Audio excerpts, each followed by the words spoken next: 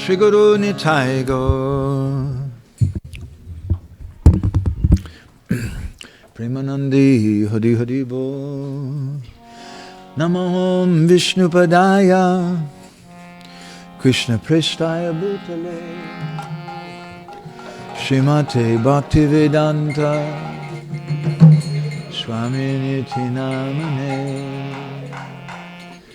Namo Vishnu Padaya Krishna Prestaya Bhutale Bhaktivedanta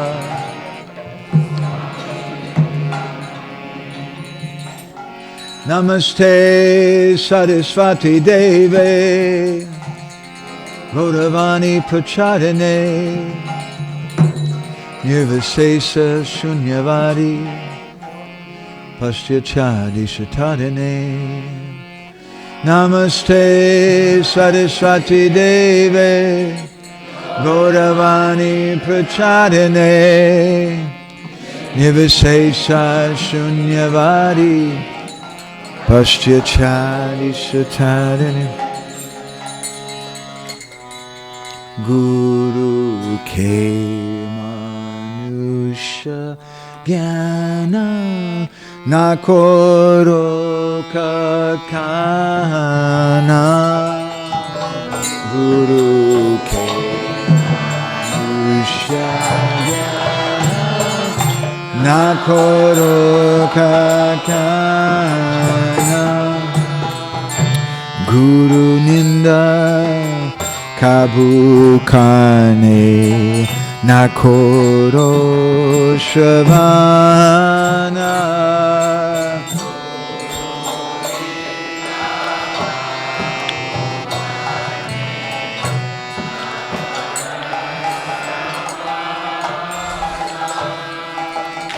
Guru Nindu Keramuka Kabuna Heribe.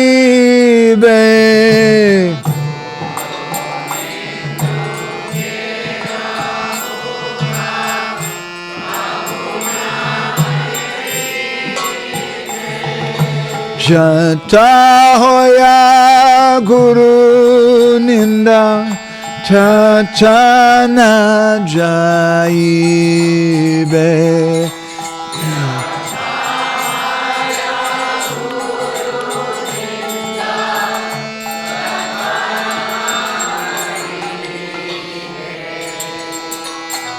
Guru Ravi Kriya Jari Dekaha Kakana.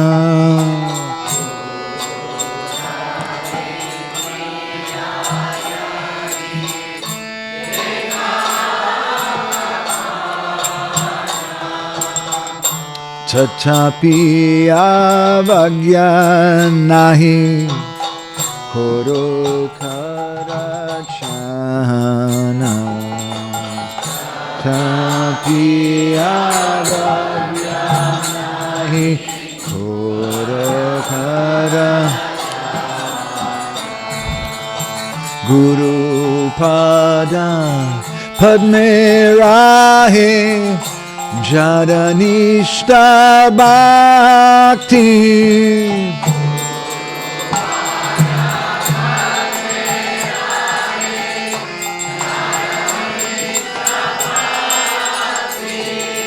Jagata Tarite Se Dare Mahashakti.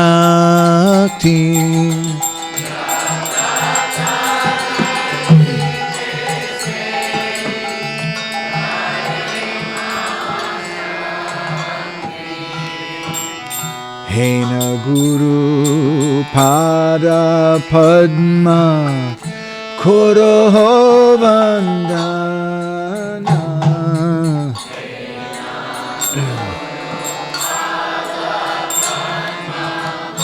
Koro Vandana. Jaha Hoite Guche Bai Sakala Yantrana.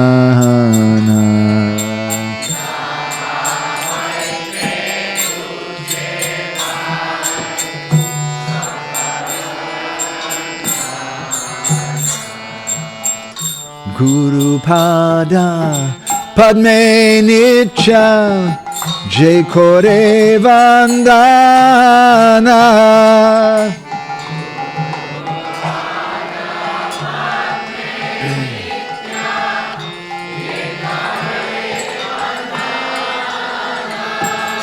Shire Dare Vande Ami Tanhara Charana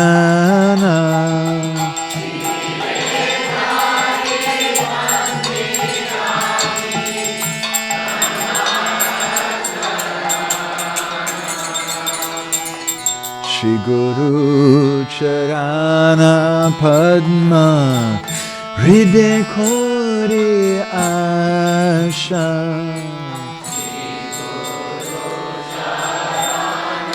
Padme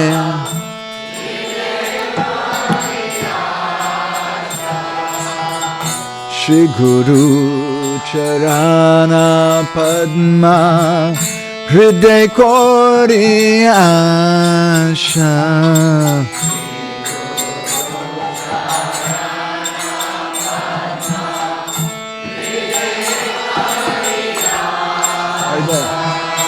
Shri Guru Vandana Kori Bolo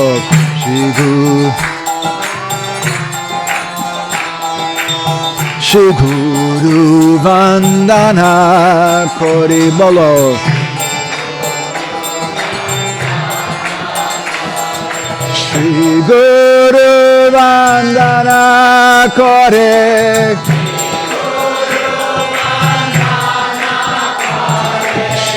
Guru Vandana Kore Sanatana Dasa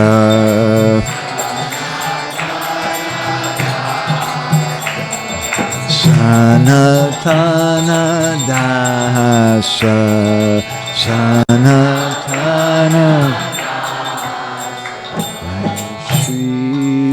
Krishna Chaitanya see, excuse me.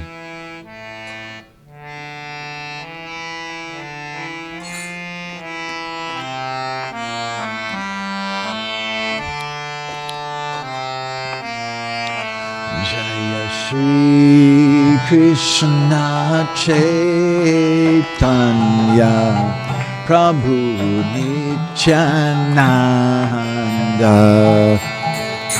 Shri Advaita Gadadhar Shivasari Gaura Bhakta Brinda Jaya Shri Krishna Chaitanya Prabhu Nityananda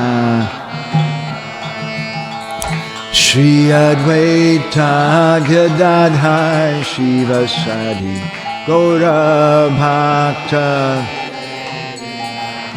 Jaya Shri Krishna Chaitanya Prabhu Nityananda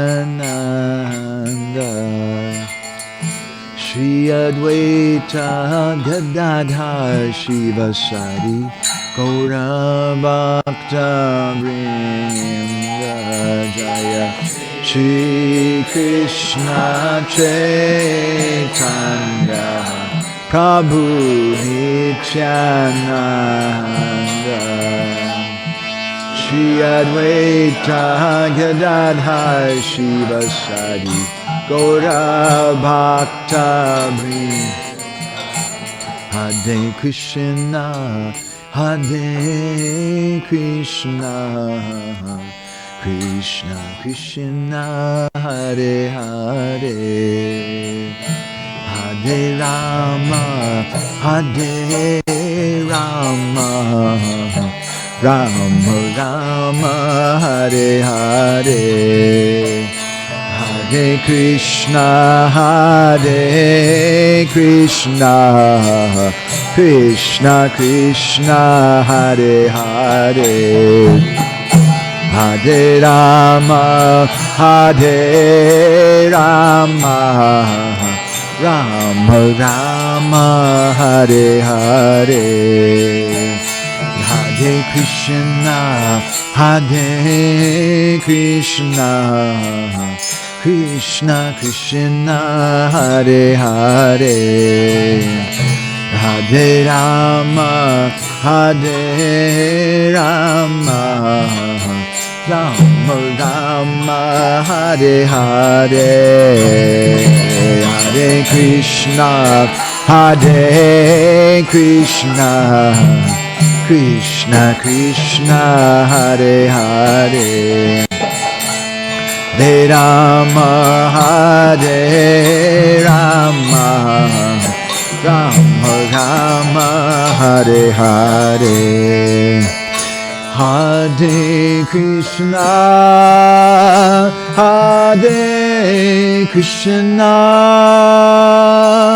Krishna Krishna Hare Hare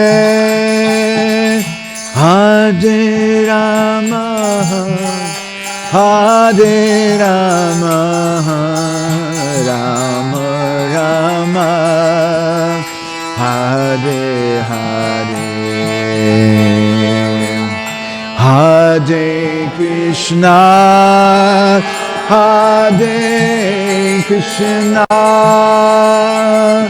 Krishna Krishna Hare Hare Hare Rama Rama Rama Hare. Three beats. Hare Krishna Krishna Krishna Hare Hare Hare Rama Rama Rama Hare Hare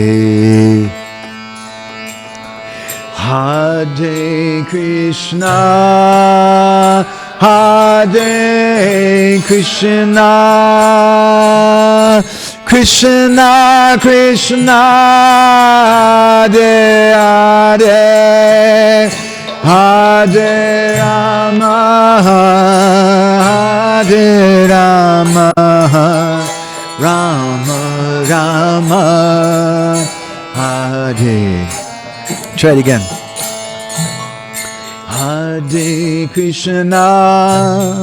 Hare Krishna Krishna Krishna Hare Hare Hare Rama Rama Rama Hare Hare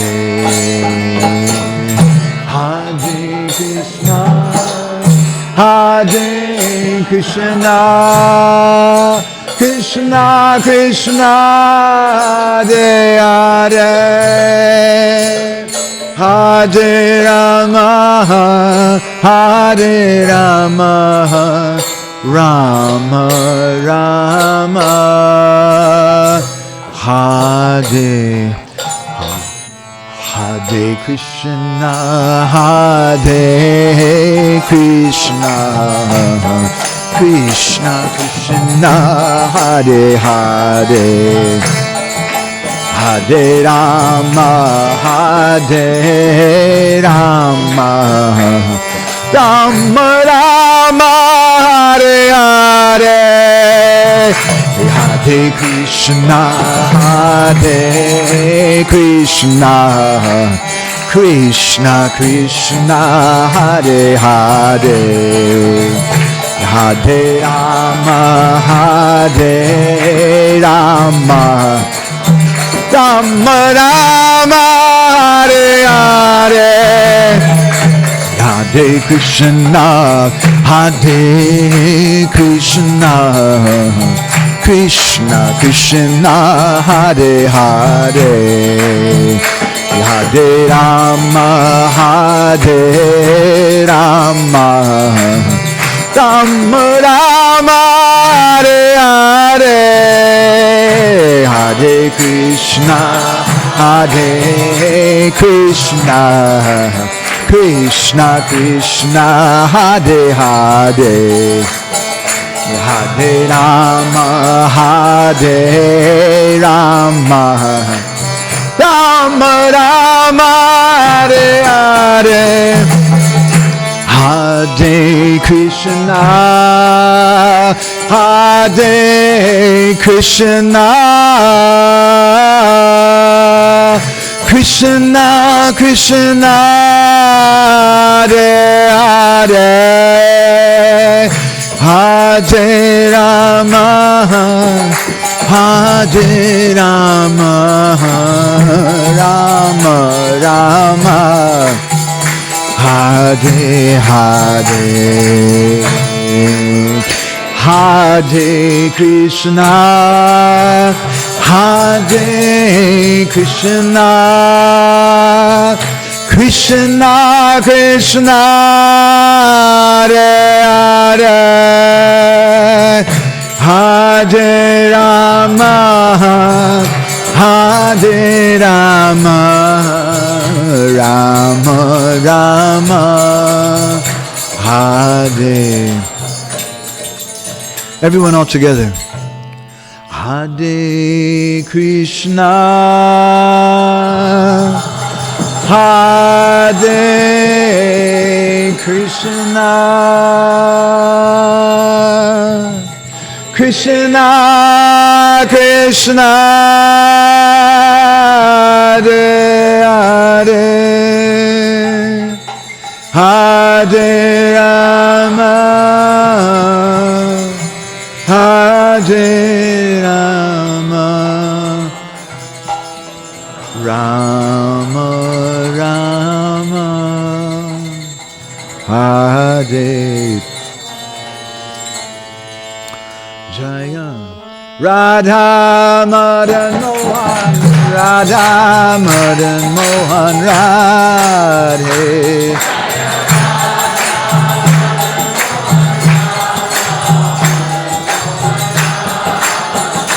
Jaya Radha Madan Mohan Radha Madan Mohan Radhe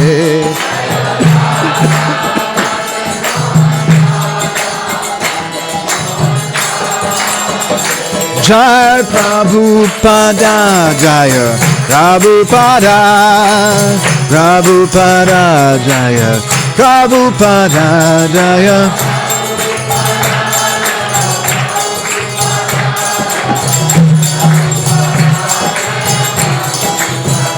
Jai Prabhupada Prabhupada Prabhupada Jai Prabhupada Jaya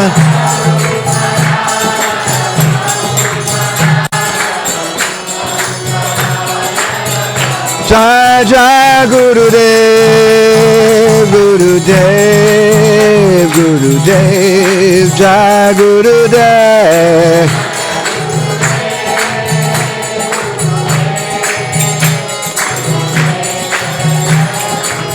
Nitai Gaura Haribo Haribo Haribo Gaura Haribo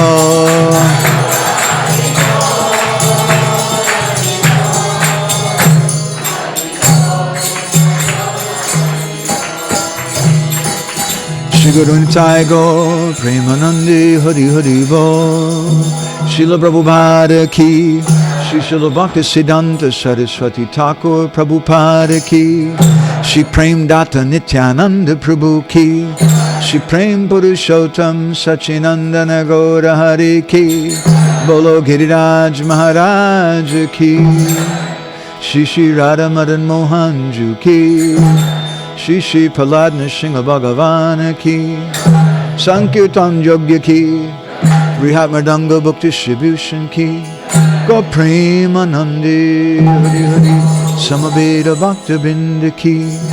All glories to the assembled devotees. All glories to the assembled devotees. All glories to the assembled devotees.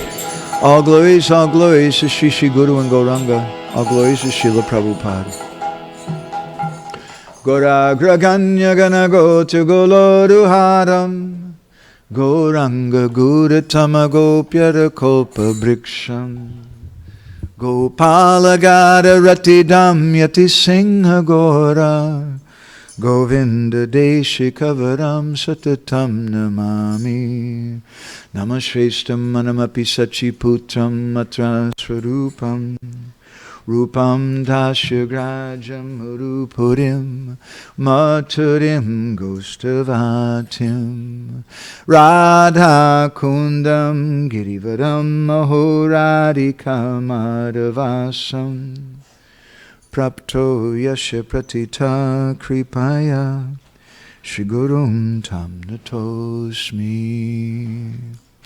Panchakalpa Tarubhyascha Kripa Sindhubhya Evacha Patitanam Pavanebhyo Vaishnavebhyo Namo Jaya Shri Krishna Chaitanya Prabhu Nityananda Shri Advaita Gadadhar Srivasadi Gaur Bhakta Vrinda Hare Krishna Krishna Krishna Hare Hare Hare Rama Rama Rama Hare Hare. I'd like to know before we start, how many devotees were not here for our previous session? Please raise your hand. Wow, okay, quite a few. All right. So, we spoke about a lot of things in that session. And we have a lot of things in mind to speak about in this session also. In our first session, we spoke something about who is Guru and the necessity of Guru, and how Srila Prabhupada writes in Nectar Devotion, in the introduction, that it's an absolute requirement that you can't do bhakti unless you have initiation. Vishwanath Chakravarti Thakur, in his commentary in Bhakti Rasamrita Sindhu, he calls it... remember Krishna Kun, that phrase. There's a technical terms not coming to mind. The senses engaged in the sense objects. No. Anyway, he says that if, what is it? Indriya Vyapara. If you're engaging in devotional activities, but you're not initiated, he calls it Indriya Vyapara. It's the senses engaged in the sense objects. That sounds kind of depressing, doesn't it? If we're not don't we get something better than that? We do. We get something very, very astonishing and very, very supremely wonderful. One of the first questions I asked when I met His Holiness Gaur Govinda Maharaj was, what is the difference between chanting with initiation and chanting without initiation? And he gave an answer I liked very much. He said that chanting is so powerful. It can give you dharma, artha, kama, and even moksha. Even without initiation. He said, but unless you're initiated, you can't get Panchama Purushartha, the fifth and highest goal, which is Krishna Prem. So there's a big difference, actually. And Vishwanath says it's Indriya Vyapara, meaning the senses engaged in the sense objects, and they're not really appreciating and not perceiving the name. I'd like to speak something about that in our subject as we go along today. What is the mystery of first initiation? But I just want to touch on a few things that we went over in the first session, and how the necessity of Guru is there, and how we can't see who's Guru, we can't see who's Sadhu. And we gave a number of different examples. Does anybody remember any example that we gave? How you can't recognize Sadhu Guru, Prabhuji?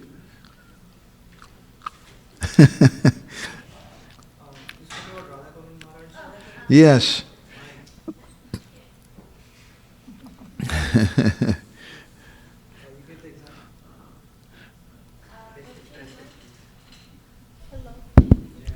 You spoke about Radha Govind Maharaj, and you also spoke about Vatsal Prabhu, how he came and he saw the temple president. How in Gorakhpur There was one young man who went to meet Srila Prabhupada, but Prabhupada wasn't there. He'd gone out. There's just an old man in the room, and they had a very interesting conversation. And the old man went, "Why do you want to go to Prabhupada?" And the young man became a little angry and started like chastising him. And then he found out that old man was Srila Prabhupada. He didn't recognize him. And how Vatsal Prabhu, who was just a young man at the time, was coming to the San Francisco temple and volunteered to do service, and they sent him out with the garbage man. And he thought, wow, this guy is so blissful. If he's the garbage man, I want to become a devotee. And that garbage man was Jayananda Prabhu. So we can't recognize, and there's so many, many stories like that. We can't recognize who's a devotee. So what is the solution in that case? Excuse me? To treat everyone like they're a devotee. This is what Vrindavandas Thakur says in Chaitanya Bhagavat. But that's not going to help me to find a guru, because if I treat everyone like my guru, I might become very confused. Right? So how do we find guru then? What does Srila Prabhupada say? What did he say to Desmond O'Grady, that Irish poet? Does anybody remember? Yes, we read a poem from one Western poet called The 6 Men of Hindustan. And the blind men and the elephant. You're familiar with that story. We can't see. Okay, so I can't see, I can't tell who's a guru, but then how do I find who's guru? It's a pretty important subject. Does anybody remember? We have to? We have to pray to Krishna. Just like I can give you an example, I'm very fortunate because I am married to a Hungarian lady. She's a very nice lady. And not only am I very important because I'm married to her, but I have a very big Hungarian vocabulary. I know how to say igen, nem, and köszönöm szépen, yes, no, and thank you in Hungarian. Being such a qualified person with my Hungarian learning, I might decide to open up a Hungarian embassy. I mean, hey, I have a wife who's from Hungary, and I'm very well versed in the language, right? So, but what'll happen if I put a sign outside my door? It says Hungarian Embassy. The police will come, won't they? And they'll take me away, in spite of my Hungarian wife, in spite of my vast vocabulary.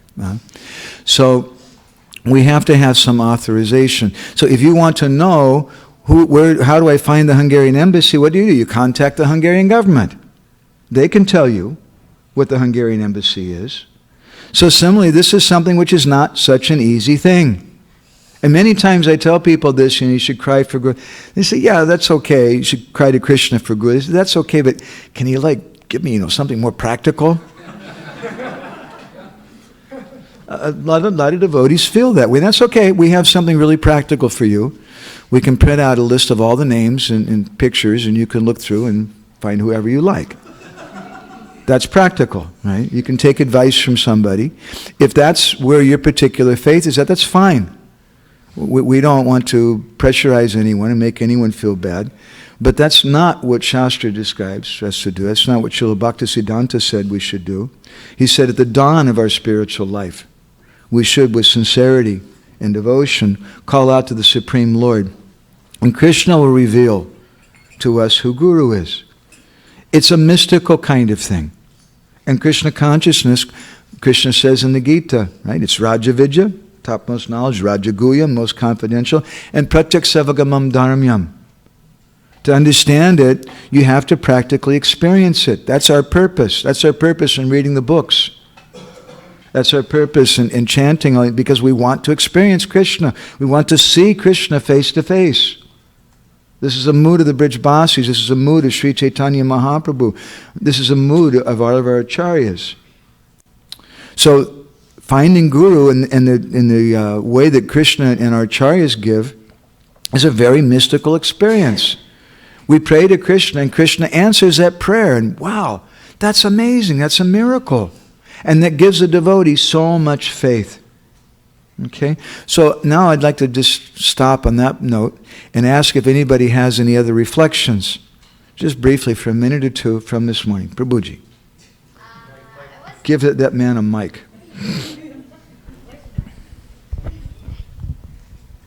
I wasn't there in the last class, but I heard the recording.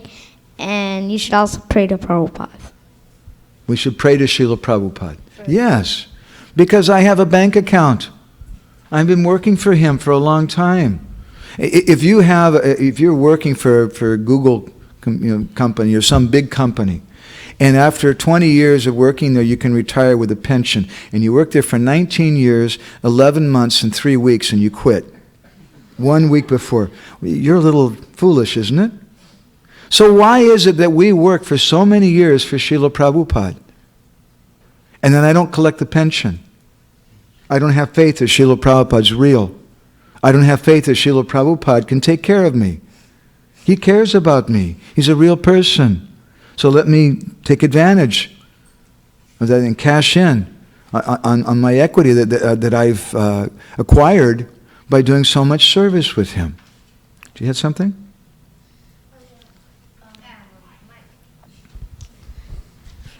Something that stuck out to me was that you said that Gaur Govind Maharaj said that the Guru is like a pipe that carries water to us, but is not the source of the water. Mm-hmm. And the source is Krishna. And I like that analogy. It stuck out to me. Oh, good, good. That's really important. That's the all-important thing in a Vaishnava Sangha. And that's the difference between a Vaishnava Sangha and a cult. Sometimes it's a little difficult to tell the difference between the two. And sometimes devotees who've been in ISKCON for a long time, they can tell you sometimes things have been a little cultish, even in our own society. But it's very difficult sometimes to tell the difference. What is the difference? The difference is that in a Vaishnava Sangha, the emphasis is always on Krishna, not on a particular person. But if the emphasis is a lot on Krishna and someone's really giving us Krishna, we love that person. We give them a lot of appreciation. But still, how do we love that person? We love that person by chanting Hare Krishna and worshiping Krishna. I often give the example that if you're in Mayapur during Gaur Purnima time and they ask you to do the Mangal Artik on Gaur Purnima day, and you get up and you come out there and you see there's about 10,000 devotees in the temple room, and you're going to blow and you come out and you look at everybody and you think, wow, everybody came to see me.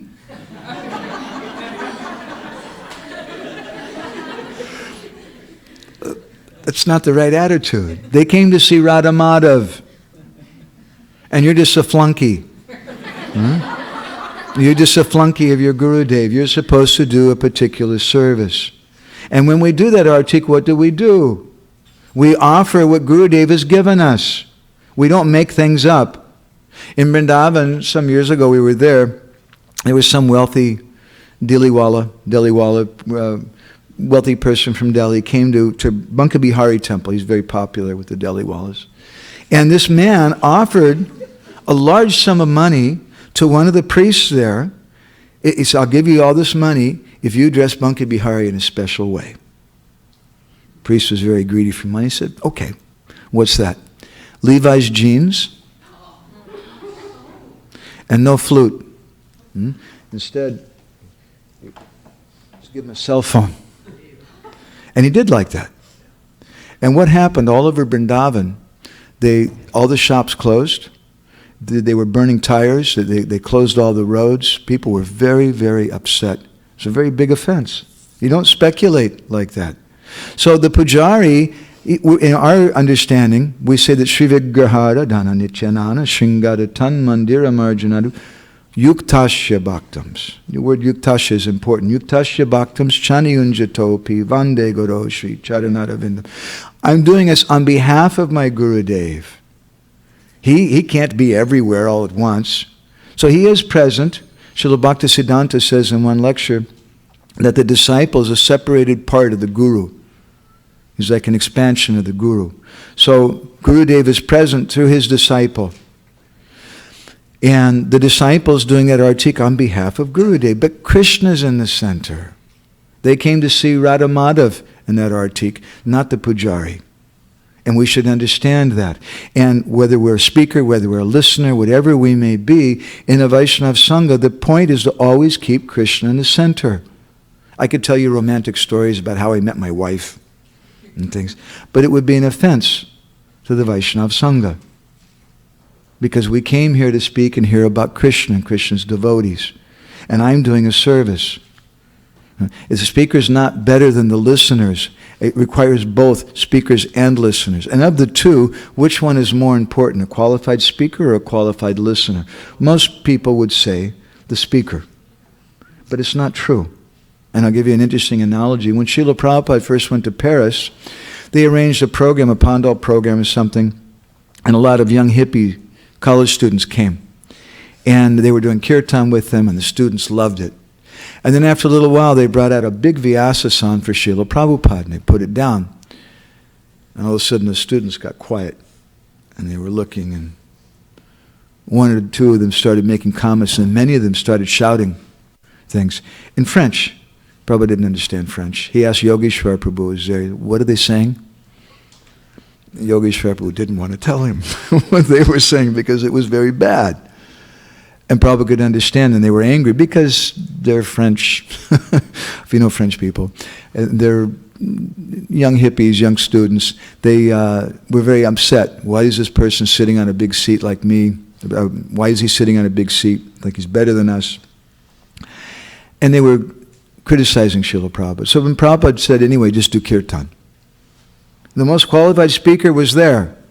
But because the audience wasn't qualified, nothing came out. And on the other hand, we've all experienced, or I hope we've experienced, when we go out for preaching or book distribution, we may be the most unqualified person. It's not an act of humility for me to say that myself. But we're speaking to someone, and sometimes they become really excited. They start asking questions, and all of a sudden, amazing things are coming out of your mouth. And you're actually surprised by what you're saying. Huh? And it's not because of me, but because someone is very eager for that.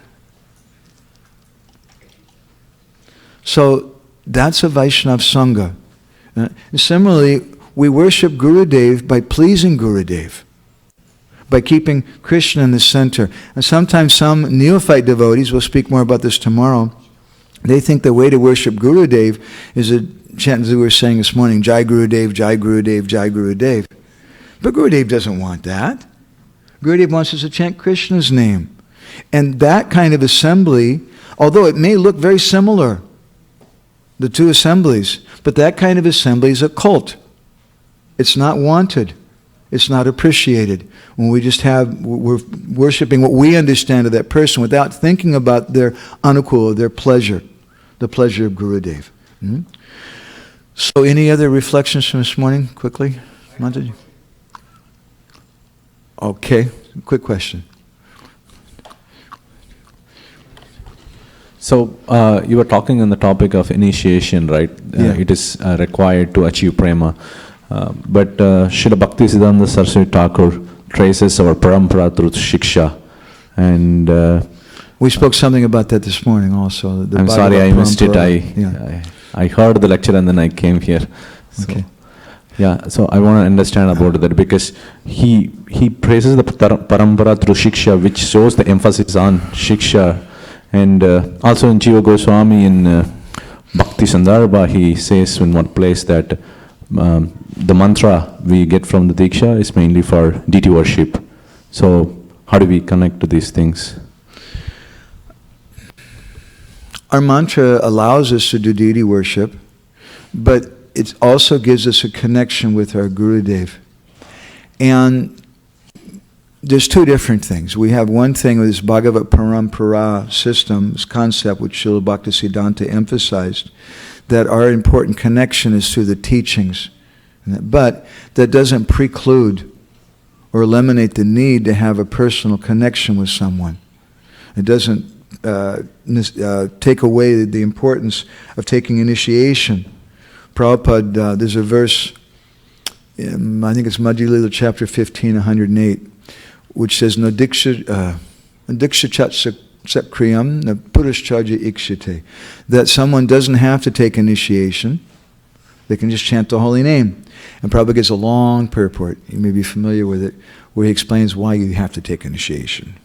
And he quotes one verse in there which begins at No diksha tasya vomaru, that if you don't take diksha, you may take birth again as an animal.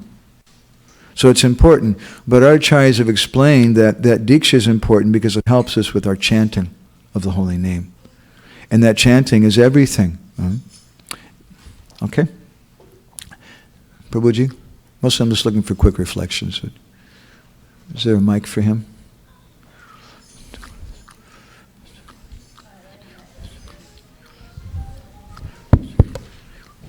Thank you, Prabhuji, for the wonderful class. Among the many reflections, here's one which I really liked. You mentioned that when people come to take darshan, it's not, what I got out of it is, what I understood was, it's not to see the deity, but that we are the ones who are being seen, and then ultimately Guru is the seer. We are not the seers. So thank you very much for that. It'd be like if you go to work and you just come in front of your boss and just stand and staring at him.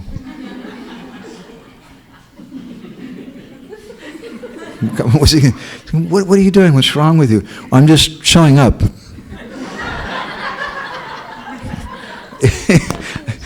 He's meant to see you. You're not meant to see him, right? Krishna's the boss.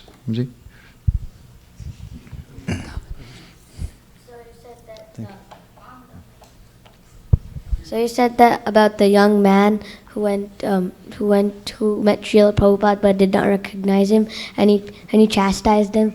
So are you saying what the young man did was wrong, bad, or good? Well, it may look like it was bad. Could everybody understand that? This is a story in Gorakhpur, that follower of Hanumat Prasad Podar sent that young man to Srila Prabhupada, but Prabhupada wasn't there. The old man was there. We repeated it a minute ago. So he's asking, was it bad what that young man did, or was it good? Ultimately, it was good. And that's an interesting point, because we're not the judge of that. If we were there, we may slap him in the face. Don't argue with him. This is very, very, but Srila Prabhupada got pleasure by it. And it was good because, in the ultimate sense, he was being forced to show his own sincerity. And that's what Srila Prabhupada wanted from him. Externally, by etiquette, maybe it looked like it was a bad thing. But ultimately, because his sincerity is the most important thing, Prabhupada brought that out. It was good. Okay? Makaravan Prabhu. Thank you so much, Prabhu. Whole class is nectar, and I don't know what to say, but so many things I like. One was that dupe may have some under dupe.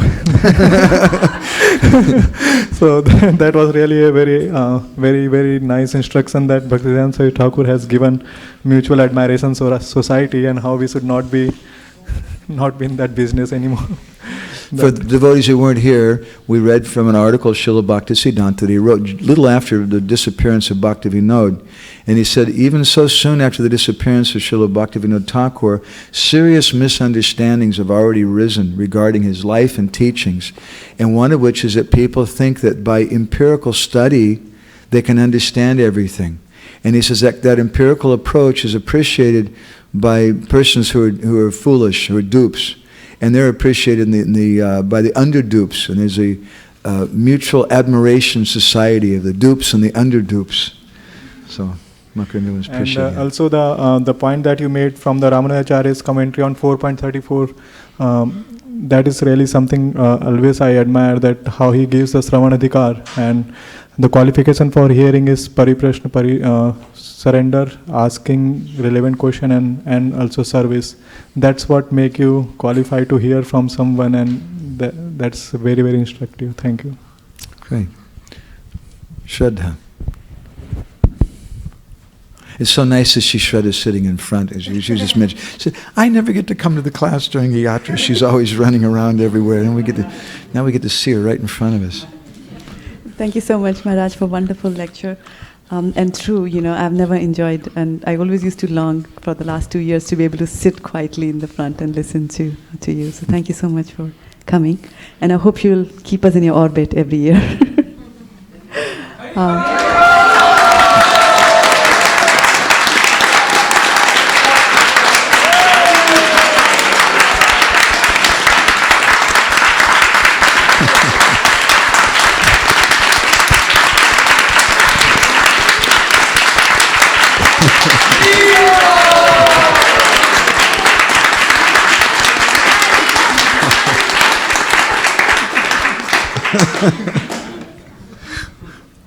So two things. One on a lighter note is that we have to be careful when going to Gita Priya for our medical problems. Yes, especially if you want to look for a brain surgeon. For brain surgery, yeah. Nothing personal, Gita Priya. I really like the way you engaged all the kids in the class, and especially, they all come here and asking questions, and they are remembering also. I admire that as well. The second thing was that you had mentioned about that you can learn things on your own, but you really require a guru to make it sink into you. And so when I was a child, almost 50 years ago, I'd been asked to memorize the poem, "The Six Blind Men of India." Oh, the same one. Yes, and they didn't have, so I was 6 or 7, and they didn't have the last paragraph.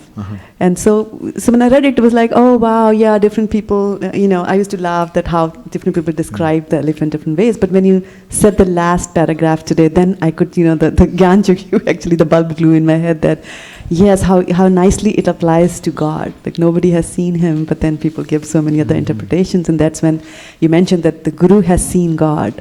And that's why you go to him. And I could see that, like you are my Siksha Guru. So, that way the eyes open. So it was a practical realization for me. So thank you so much. We shouldn't try to judge Krishna. Sometimes people, they say, you're going to tell me this guy's God? And he's stealing butter as a little boy? And he marries 16,108 wives? You're going to tell me that's God? They have a very, very hard time understanding that. Well, you try to marry 16,108 wives. See if you can do that. Huh? We can't try to judge him. That just logically, it's a logical fallacy. Someone who's greater than us, if God, by his position, he means that personality, I wouldn't be able to understand him by my own empirical sense perception. And similarly, Gurudev is like that, his representative. We have to pray and cry to Krishna, and Krishna will reveal. Is there some other reflections quickly? Last one? Maybe two. It's more of just what you touch on. Okay. Shiva Sruba. So, pardon me, I'm a fool, so I just want more clarifications. One of the things is that Diksha and Siksha Guru, whoever occupies your heart, then how can I deal? I mean, okay, Diksha Guru, whatever, Siksha, okay, you are. So those kind of things, if you can have some clarification. And then in the song you mentioned that if somebody criticizes your Guru, never see his face and never even go to that place where he lives. I haven't mentioned it yet, we're getting to that. Yeah. but yeah, the song says but the thing is, in a modern multi-guru society like ISKCON, how do we deal with those? So some practical things would really help. Good. Thank you. I'll address that in a minute. If I forget, you remind me. Okay? And two more, okay? And that's it. Just quickly. Yeah. I just like the point that when you said that, the relation with our spouse, that can be of 1 or 2 lifetimes, but with the Guru, it's for birth after birth. So it was very pleasing to hear. It was a relief for you. Yeah.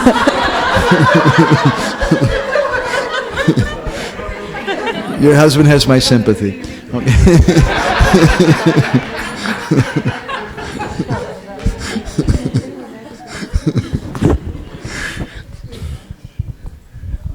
Okay, two more. One more. Okay, just him. Thank you for the class, bro. I like the point where you told about, it's more of a clarification also. We are telling that when we give out books and they don't take, it's because they don't have faith. So is it that like when we don't have implicit faith in our spiritual master or guru, does it mean that it's because of the sins in the heart? Is it because of that? You're mentioning something in the same context. It's because of sins or it's because of offenses? Those offenses, Shastra says, Vishwanath Chakravarti Thakur says in Madhuri Kadambini, that those sins are also considered, those offenses are considered to be kind of like sins. And that clouds us over and we can't appreciate.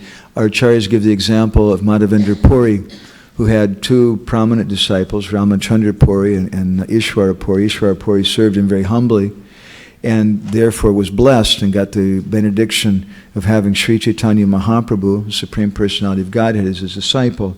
Whereas Ramachandra Puri was very impertinent and he tried to instruct his guru. And he gave him nonsense instructions also. Gurudev, you should think about Brahman and then don't lament. Nasochati, nakangshati, sarvams, like this. And because of that offense, Madhavananda Prabhu told him, you get away from me, I don't want to see you. And then material desires came into his heart. Because of his pride, that pride is there because of things in the heart. Due to pride that we can't see Guru, and we think we know Guru. I remember one person telling one Mataji that Mataji, believe me, I know Sadguru, I've seen Sadguru. What kind of attitude is that? I haven't seen any, I'm not the seer. Gurudev is a seer, Krishna is a seer. Thank you. There was just last comment, Prabhuji.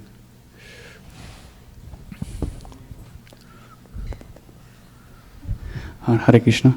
So today morning I was listening online to your lecture, and continuation to what Srivas Pandit Prabhu asked. You mentioned about a person having many Shiksha Gurus and one Diksha Guru, and whoever occupies your heart.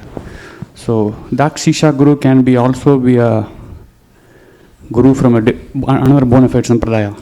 So how do you see that? Because you listen to the lectures in Bhagavatam or Bhagavad Gita, and you do learn from them.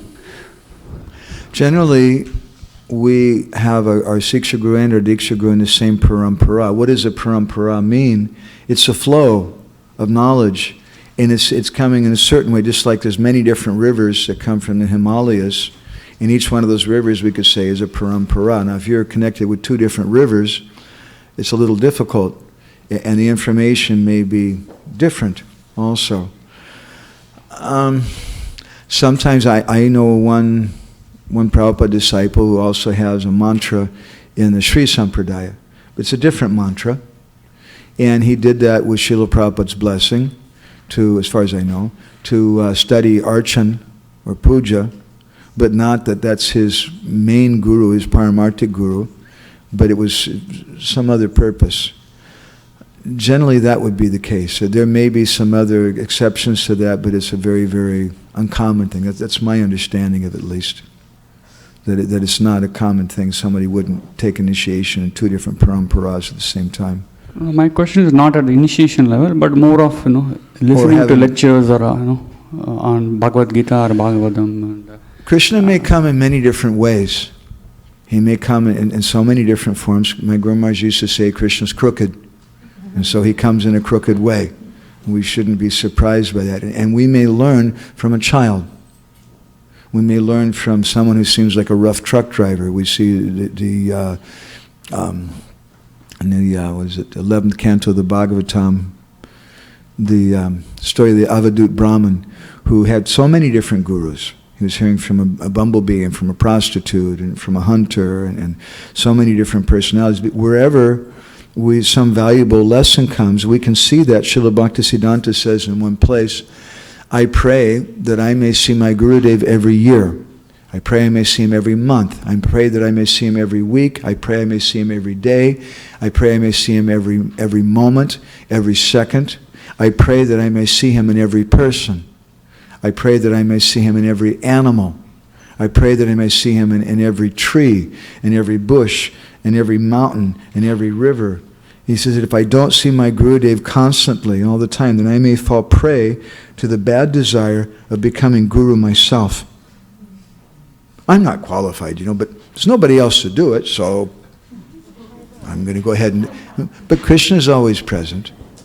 Krishna can send Guru. It's his business. It's not my business to do that. I have a business. I have an order from my Guru to try to fulfill.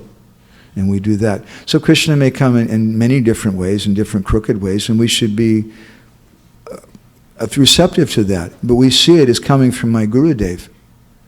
We see some child coming, just like Chaitanya Mahaprabhu once was going to answer the call of nature in Jagannath Puri.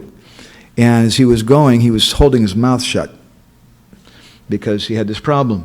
His mouth always wanted to chant Hare Krishna. So there's a little boy there. And the little boy said, what are you doing? And Mahaprabhu said, well, I have to go answer the call of nature, and my mouth wants to chant Hare Krishna, but you're not supposed to chant while you're passing. And the little boy said, but I thought you said, Smarane Nakala, there's no hard and fast rules, any time, any place you can chant. And Chaitanya Mahaprabhu said, that's very good. Huh? He said, what's your name? My name's Gopal. Now, from now on, you should be known as Gopal Guru, because you gave me an important instruction. And he accepted that from that little boy. That's sincerity. We're looking for Krishna, and Krishna may come in any different kind of form. And someone who's sincere will accept like that. Not just that Gurudev only has a danda and a particular kind of costume. It's not a costume contest. Or that Gurudev is someone who's deputed by the management. It's not an institutional management thing. It's Krishna's affair. Krishna decides who his representative is going to be. Sometimes people, they have big debates about really important subjects like, can Guru be this gender or that gender? Or, I don't know, maybe they're going to can Guru have a white skin? Or can Guru be an American? Or can Guru be a monkey like Hanuman? Or can he be a vulture like Jatayu? Why have debates about this? Shastra doesn't say that. Shastra says that Guru is Krishna's representative. And Krishna decides. We don't have to argue about all that. Managers have to make some decision that they have a right for that. Because if one of us becomes guru, and then there's some scandal or something, then what will the newspapers do? They write, ISKCON Guru Scandal. And it's a reflection on Srila Prabhupada's movement.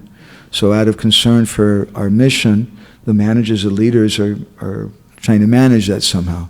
That's one aspect, and that's a bona fide concern on their part. It's devotional concern.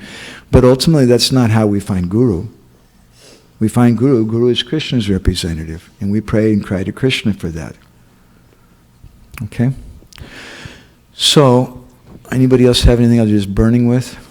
You're burning? Okay. We don't want you to burn up. Give her the mic. Thank you, Prabhu, for the insightful lecture. If I may ask a question. Okay.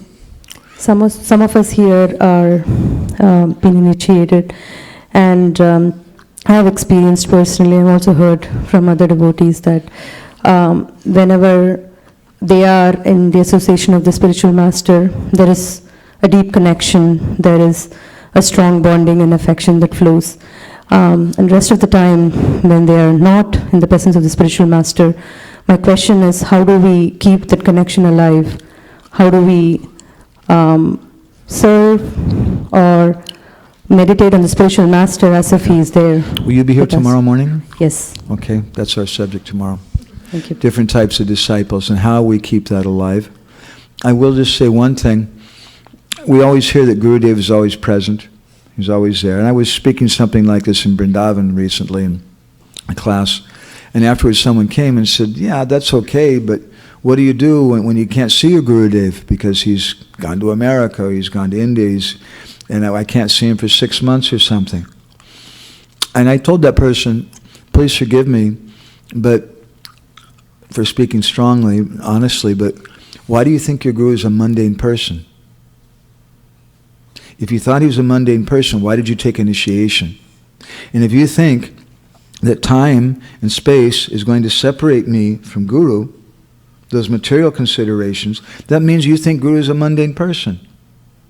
That's your problem, I don't mind, but I don't understand why did you take initiation from someone if you think he's a mundane person? There's no separation like that. My Guru Maharaj used to say oftentimes, there's no cause for being despondent, being depressed. Everything is positive in this movement. We should understand Gurudev is always present. And we'll speak more about how that is tomorrow or something. Thank you. Okay, so, Anavadyangi. Mm-hmm.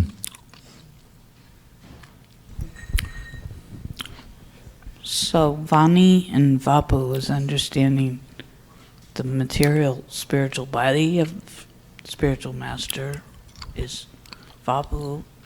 Did I have that correct? Yes, Vapu is the body and Vani is the instructions. And Vani is the spirit, the essence. You feel all the time. He's never left you. Both are important according to Jiva Goswami and Bhakti Sandarbha.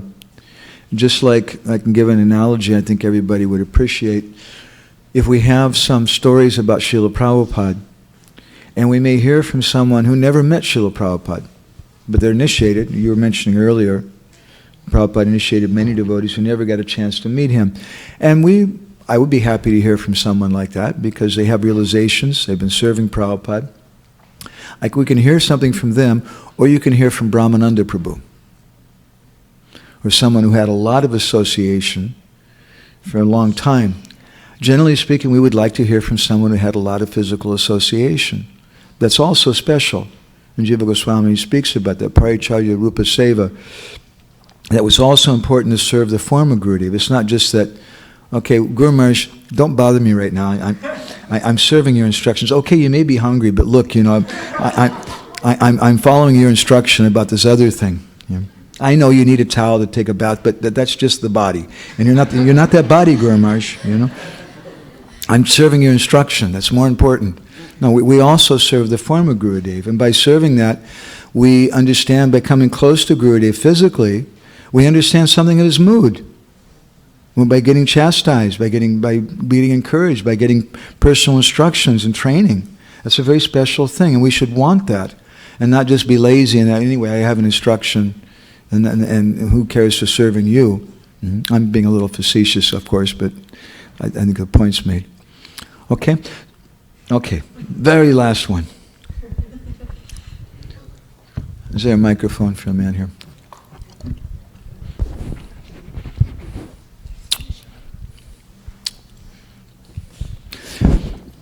We should understand too, one thing that is very, very important when we see devotees who have faith in their Guru and they're going on with that.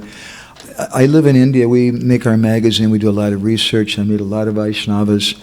And ISKCON sometimes, very honestly, sometimes people think you guys, you don't know so many verses, you don't know how to pronounce Sanskrit or Bengali so properly. But one thing they always deeply respect, they say, we see the faith you have in Srila Prabhupada, the faith you have in your Guru. And especially we see that with Prabhupada's first disciples, and how important that is, devotees who have deep faith, not just initiation, but someone who has faith and is serving in a deep way. Would you?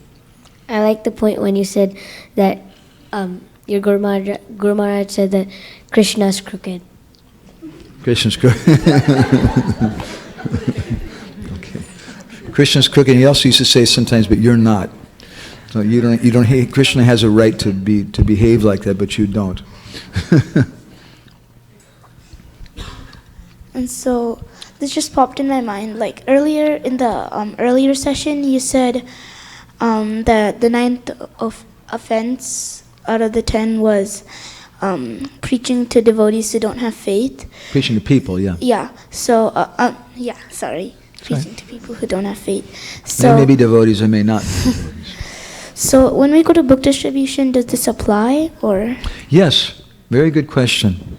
How do we preach? If you go to someone and they don't have any faith in you, and they just don't like you, how do you deal with that? I like to give this example. I heard the story when Srila Prabhupada first went to South Africa.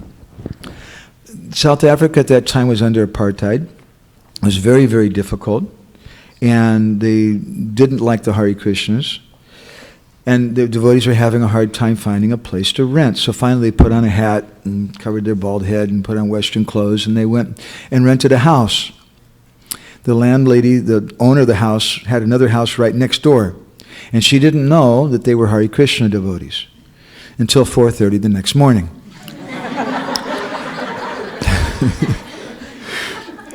She wasn't very amused about it. She was very, very angry, but they had a lease. They had a legal document. And so whenever they would come out of the house, she had a lot of nasty things to say to them. And then Srila Prabhupada came. And the next morning, Prabhupada came in the afternoon, evening, and the next morning Prabhupada wanted to go for a walk. And devotees looked out the window, and they saw that nasty lady was outside.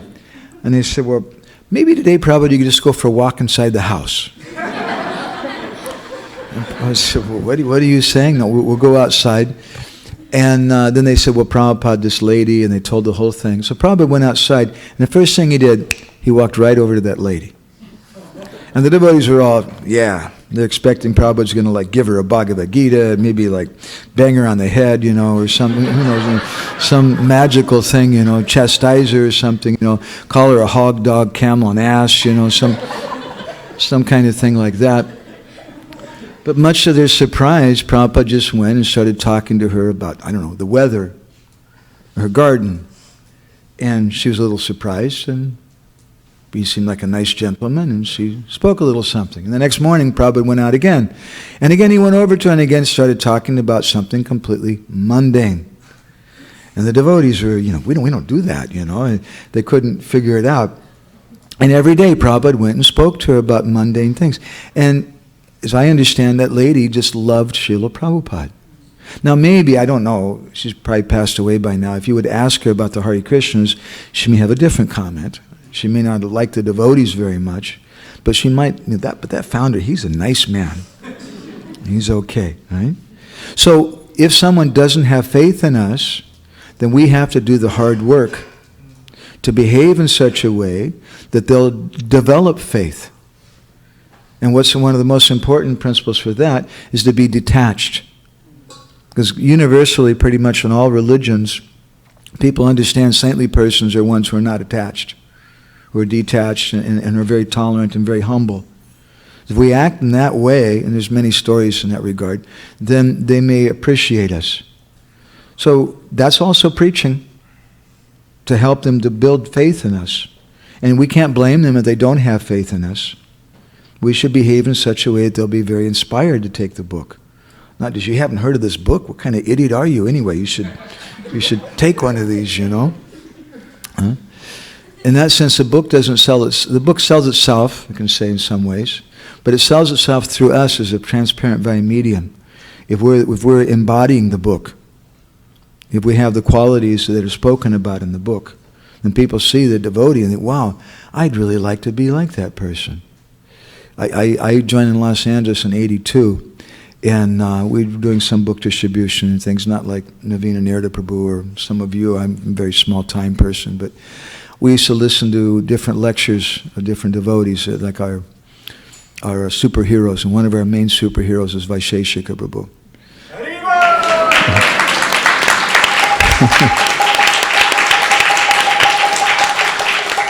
And I remember one of the main points he always made, and he doesn't just make this point, but he lives it, is that you sell the book by your own happiness. When people see you're so ecstatic, they'll want the book. Okay? All right. Okay, one more.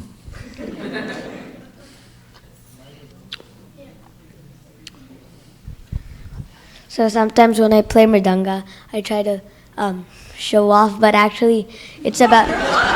Really? You try to show off?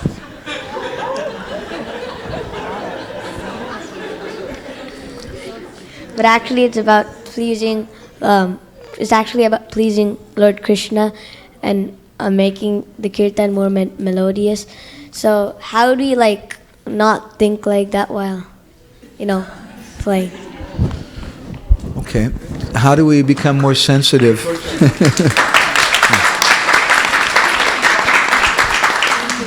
We would say sadhu, sadhu. Because he's being so honest, isn't it? He's better than me. I can't be honest like that. I hide all my faults. I don't tell everybody. I just want, prestige and things like that. So we want to do things for Krishna's pleasure. I was just reading a purport Prabhupada writes in the 18th chapter of the first canto, that whenever a devotee has some big decision especially, he first asks some authority, some higher person. So in a similar way, we approach Krishna through his representatives, through the Vaishnavas. And if we're doing kirtan, we want to do kirtan in a way that will be pleasing to the devotees. Not that the kirtan is meant for the devotees, kirtan is meant for Krishna, but I keep trying to talk to Krishna, but I never hear anything back. But the Vaishnavas, they'll speak to me. And the Vaishnavas are Krishna's representatives. And if I'm playing something really loud, really coarse, if I start playing too fast or something, the Vaishnavas may be unhappy. And then I can understand, I can take that, oh, Krishna's not happy with this. Okay? I want to go to the song. Okay, very last one. No more. This question just popped in my head, as soon as he asked this question. So, what do you do if, the devotees, they tell you, no more kirtan? Don't do any more kirtan. Don't associate with those devotees.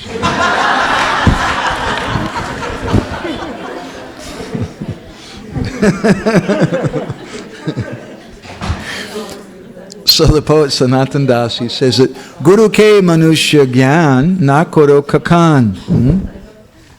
That don't think that Gurudev is an ordinary person, because if you think that Gurudev is an ordinary person, then you're in big, big trouble. In the 7th canto of the Bhagavatam, Narad Muni, he speaks about the importance of having proper faith in Gurudev.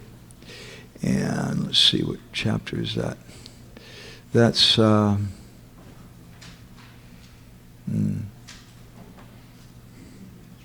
it is. It's 7th canto, chapter 15, text 26. The verse says, Yasya sakshad bhagavati jnanadeepa prade guru martyasadi shutam tasya sarvam kunjara sochavat. That the Guru should be considered to be directly the Supreme Lord. Yasya sakshad bhagavati. Because he gives transcendental knowledge for enlightenment. Consequently, for one who maintains a material conception that the Guru is an ordinary human being, everything is frustrated. His enlightenment and his Vedic studies and knowledge are like the bathing of an elephant. So Vishwanath Chakravarti Thakur in Sarta Darshani, he comments, Kim cha satyam bhayasyam api bhakto guru manusya buddhitve sarvam eva vyartam bhavatitya aha yashyeti sakshad bhagavatiti bhagavat angsa buddhir api guru nakaryeti bhavaha yadva upashe bhagavateva sakshad vidyamane marcha siddhi marcha iti durbudastasya shrutam bhagavan mantradikam shravanaman mananadikam cha vyartam ityartha. Even, he says, you may be doing very intense devotional activities. Maybe you're chanting 64 rounds a day. You're rising every day at midnight. I know some devotees who do, like, they take rest at 6 o'clock in the evening, they get up at midnight, and they start chanting japa. Maybe doing very intense devotional activities like that. But Vishwanath says, all those activities are all useless. If that devotee thinks that his guru is an ordinary person, then all the devotional activities, maybe very intense devotional activities, they're useless if you think that Guru is an ordinary person. The words Sakshad Bhagavatiti, in this verse clearly indicate that one must consider the Guru as the Supreme Lord himself, and not even as a mere expansion of the Lord. He's not just an expansion. He's the ambassador of the original Lord. He's a manifestation of that original Supreme Personality of Godhead. Alternatively, he says, if someone, even if Krishna himself or Sri Chaitanya Mahaprabhu comes to you and says, okay, I'll give you initiation. The Supreme Lord himself gives you initiation, but you think of him as an ordinary person. He's the Supreme Personality of Godhead. There must be some powerful benefit to getting initiated by him directly. But if you think of him as an ordinary man, then whatever you've heard from him, whatever mantras you've received at the time of initiation, or whatever instructions on Shastra or devotional practices you have, they all cease to have any effect. That's the statement of this verse, he says. So, therefore he says, Guru ke manushya gyana karo kakan. Don't see Gurudev as an ordinary person. We gave that an example in the first session, that you wouldn't go to a young woman and ask her to marry you and then tell her, honestly, I think you're really ugly as hell, but anyway, would you marry me? It's weird, isn't it? No girl would agree with that. And similarly, we go to a saintly person, Maharaj, please give me initiation. I don't have any faith in you, but please give me initiation. It has no meaning. And we're foolish. You're foolish if you do that with a woman. You're going to get what you deserve. You're going to end up marrying someone who's going to make your life completely miserable. And if you take initiation from someone that you don't have faith in, your life may become miserable. It's a natural thing. It's not an institutional thing. It's something from the heart. It's something which is given by Krishna. Try to understand that point. And Guru Ninda Kabu Karni Na Koro Shravan. Don't listen to any criticism of your Gurudev. And he goes on to explain, Guru Nindu Kera, Mukha Kabu Na Haribe, Jeta Hoya Guru Ninda Tata Na Jaibe. Don't even see the face of someone who criticizes your Guru. And don't go anywhere where Sri Guru is criticized. It's very, very important because all that I have, I'm not a big person.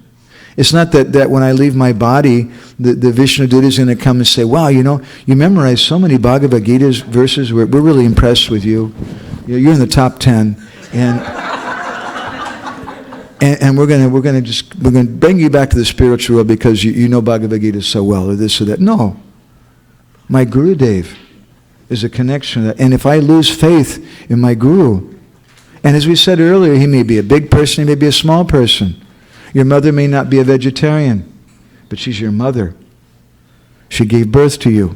And Gurudev is our mother and our father. He gave us everything.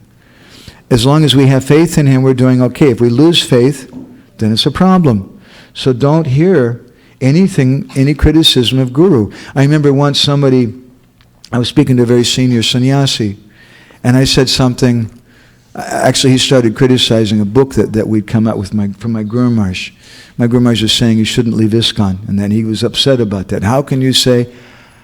And I was really taken aback. And I'm not going to, I'm not my Guru Maharaj, I wasn't told to represent him in this way, and especially to a senior person. He was angry.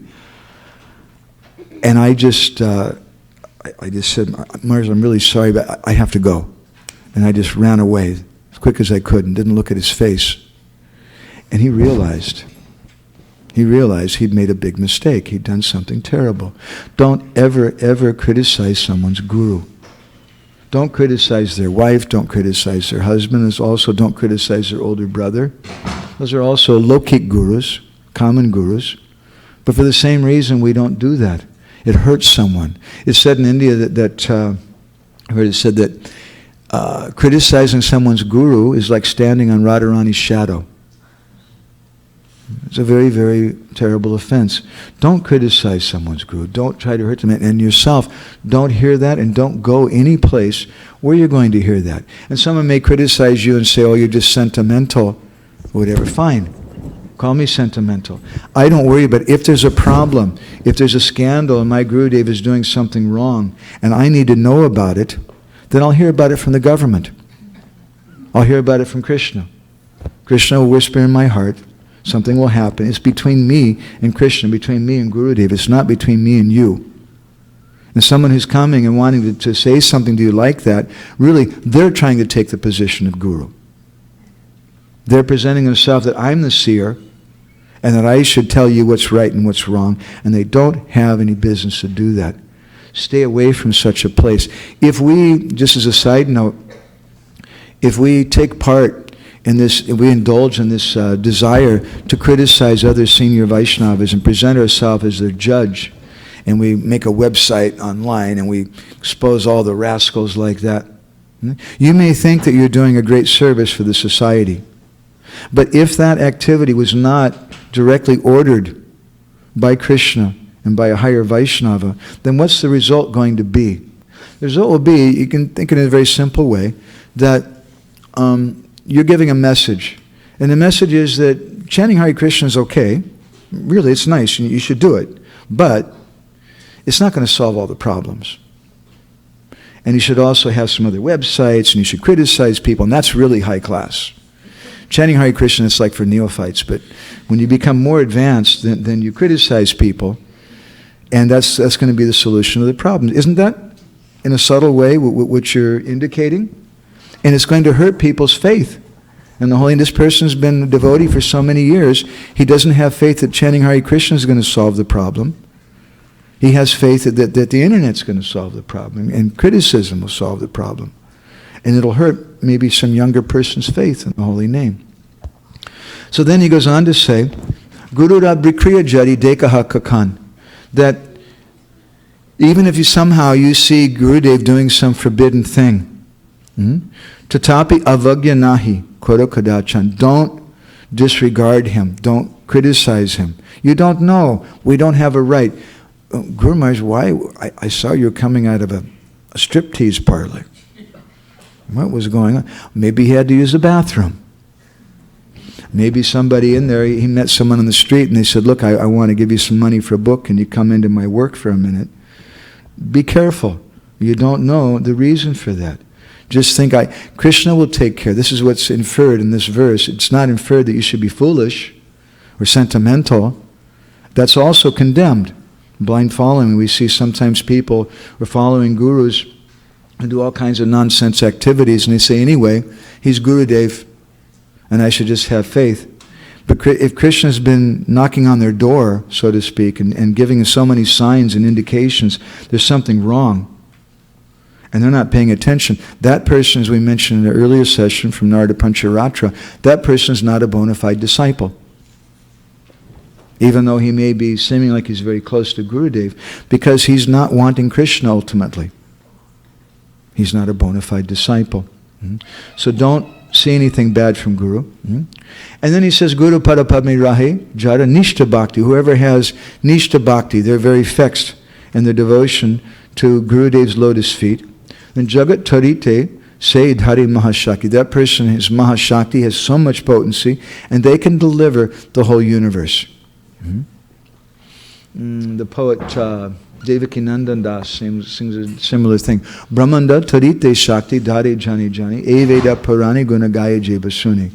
That every devotee of Sri Chaitanya Mahaprabhu has the potency to deliver all the universes. How many of you here have the potency to deliver all the universes? Raise your hand. What about you? Who would you? No?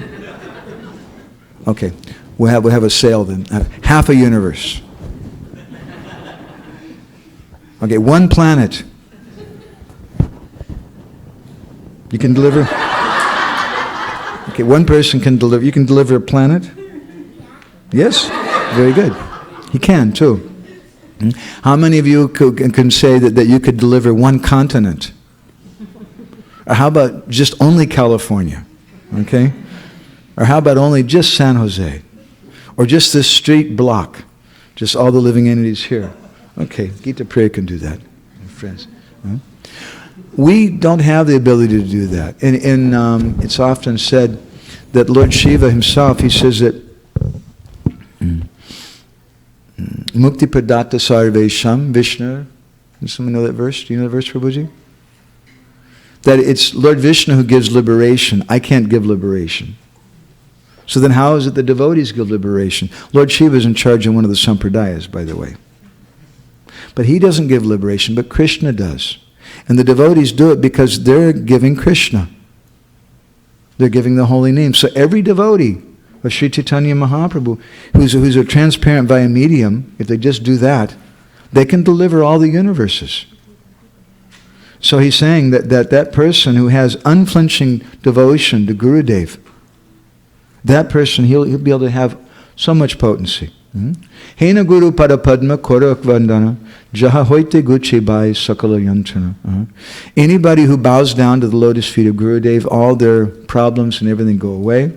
Guru Parapadma Nitche Je Kori Vandana Shri Dhari Vande Ami Tana Charan. And I take the dust of that devotee's feet on my head. That devotee is such a powerful person who's always bowing down to his Gurudev, who has Guru Bhakti. Shri Guru Chana Padma Hridi Kori Ash.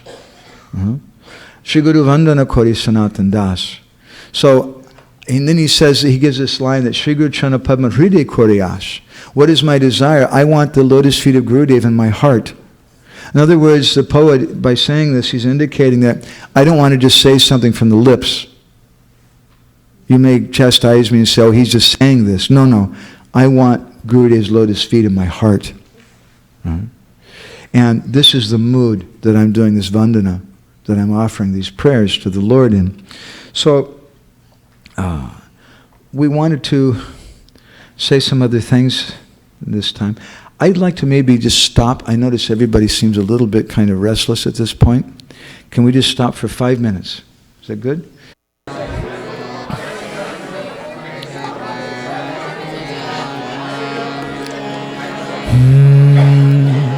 Shri Guru Nitai Gaur Premanande Hari Hari Bo Vansha Kalpatarubhyascha Vansha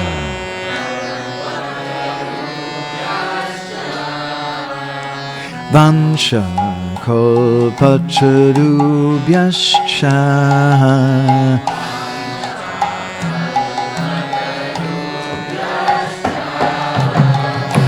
Kripa Sindhubhya eva cha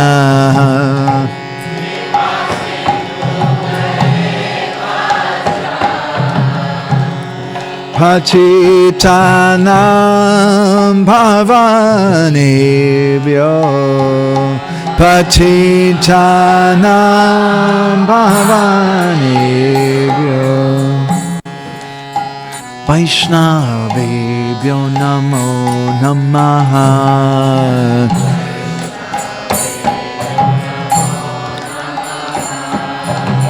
Vaishnavebhyo Namo Namaha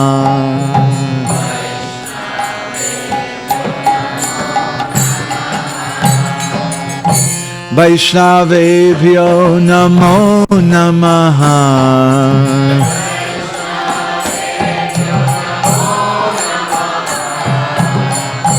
Vaishnavebhyo Namo Namaha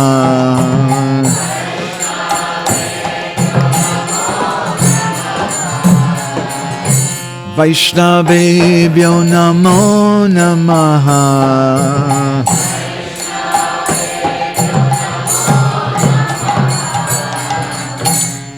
Gurave Gurachandraya Radhikaya Tadalaye Krishnaya Krishna Bhaktaya Tad Bhaktaya Namo Namaha. So, I'd like to continue where we left off. There's a couple of topics I'd like to speak something about. One is that the test of Guru. If we want to meet Guru, if we want to find Guru, it's not just that when we take initiation everything's over. I remember in 1993, I was traveling with my Guru Maharaj. At that time, I was initiated previously, but that person had left. And then I was traveling with Guru Maharaj, and we'd gone to Washington, D.C. And I just asked him for initiation. And in Washington, D.C., we went to visit Bhakti Tirtha Maharaj. And Maharaj wanted to speak to me. He had some affection for me somehow. Very, very special personality, Bhakti Tirtha Maharaj. And he was asking me how it was going and things, and I said, well, I just asked Maharaj for initiation. And he said, always remember, this is just the beginning. And just the way that he said that, we've heard that many times probably, but just the way that he said that, I'll never forget it. It's a very powerful thing for me. And initiation has the same root as initiate, to begin. We initiate something. So initiation means a beginning, it's not the end. Gurudev has something that we want from him. So he's giving us initiation, but that's just the beginning for things. So he's going to test the devotee to see how sincere that we are. And if we want to find Guru, if we want to speak about how to find Guru, then we should understand that this principle of being tested by Guru is also an important aspect of it. Otherwise, you may get initiated and think, okay, now it's all finished. I have a big 6-foot square photograph in my living room of Gurudev giving me beads. And that's it. I'm initiated now. That's just the beginning. Now, what are you going to do with that thing? That's the beginning of our spiritual life. So, many stories are there. Once there was one man who went to one sadhu, and Maharaj, please give me initiation. And that sadhu told him, okay, he said, you're a servant of Krishna. And the devotee said, that's all? That's not such a big deal. Uh-huh. So he left. He said, no, I want something high class, more than that, Just, you're a servant of Krishna, what is that? So he went to another sadhu, and the second sadhu could understand the mind of this person in a better way. And so he told him, well, I'll give you some instruction, I'll accept you, but you're going to have to work really hard before I do. Okay, what do you want me to do? He said, I want you to shovel cow dung for 12 years. And then I'll accept you, I'll give you some instructions. Okay. And so very sincerely, he shoveled cow dung. I remember as a young boy, I had a summer job once shoveling horse dung. It's not as nice as cow dung. And we did it for a few weeks and decided maybe it's something else we'd rather do. Mm-hmm. So this man did it for 12 years. And then that sadhu called for him, so I'm pleased with you, you've done this thing, and now I'm going to give you instructions. Yes, Guru Maharaj, what is it? And he said, you're a servant of Krishna. And the man understood it then and accepted it. Not that 12 years is required, but the attitude of serving Guru and that transmission of mercy was required. Otherwise, it's not just information. So Gurudev will severely test the disciple, just like Lokanath Goswami. Narottam Das Thakur approached him and said, please give me initiation. No. I'm not qualified for that. And he refused to give him initiation. And then Narottam Das Thakur started going and finding where Lokanath Goswami had gone to take care of his body, where he passed his thing. And he would go and clean that place every day and throw those things out and clean it with cow dung and water and things very nicely. And after some time, Lokanath Goswami noticed, who's doing this? And then one day he came a little early, came back early and was watching, hiding. And he saw Narottam come there. Hey, what are you doing? And finally he gave him initiation. He agreed. So Gurudev made tests in many ways. Just like Narad Muni, he also tested Dhruva Maharaj. You're just a little boy. Just a little boy. Go home and play. What do you want with Krishna for? No, I don't want to play. I want Krishna. And I'm very, very sincere for this. So Narad Muni finally gave him initiation. There's a story that we heard some time back that once there was a father who was a thief. And he was getting a little bit older. And so one day, one of his sons approached him and said, Dad, you're getting older. How long are you going to be able to take care of the family with the family business, stealing things? So you should teach me the art. Brother said, okay, come with me tonight. So that night, 1 o'clock in the morning, they went to someone's house, and very quietly they broke inside the house. And then the father told his son, go inside this closet. He put him in the closet, and then the father locked the closet from the outside. And then the father made a big noise and left the house. All the people woke up when they heard the big noise. And the son's in the closet, and he can't get out.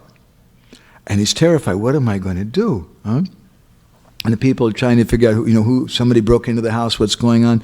So then the son started making a sound like a cat. Meow, meow, meow. And cat got into the closet, can't get out now. So they went and opened the door of the closet, and all of a sudden that son jumped out and started running. And all the people realized, hey, he's a thief. And they started chasing him. And so that son's running like anything. And they're coming behind him, and he sees a well ahead of him. And he sees a big rock. He picks up the rock and throws it in the well. And they heard this big splashing sound. And they thought, he jumped into the well. And he managed to get away. And he went back home. And he was really upset that his father had locked him into the closet. But in all the excitement, he forgot all about that. And he said, Dad, I have to tell you what happened. And his father said, never mind telling me. The fact that you're here means you've learned the art.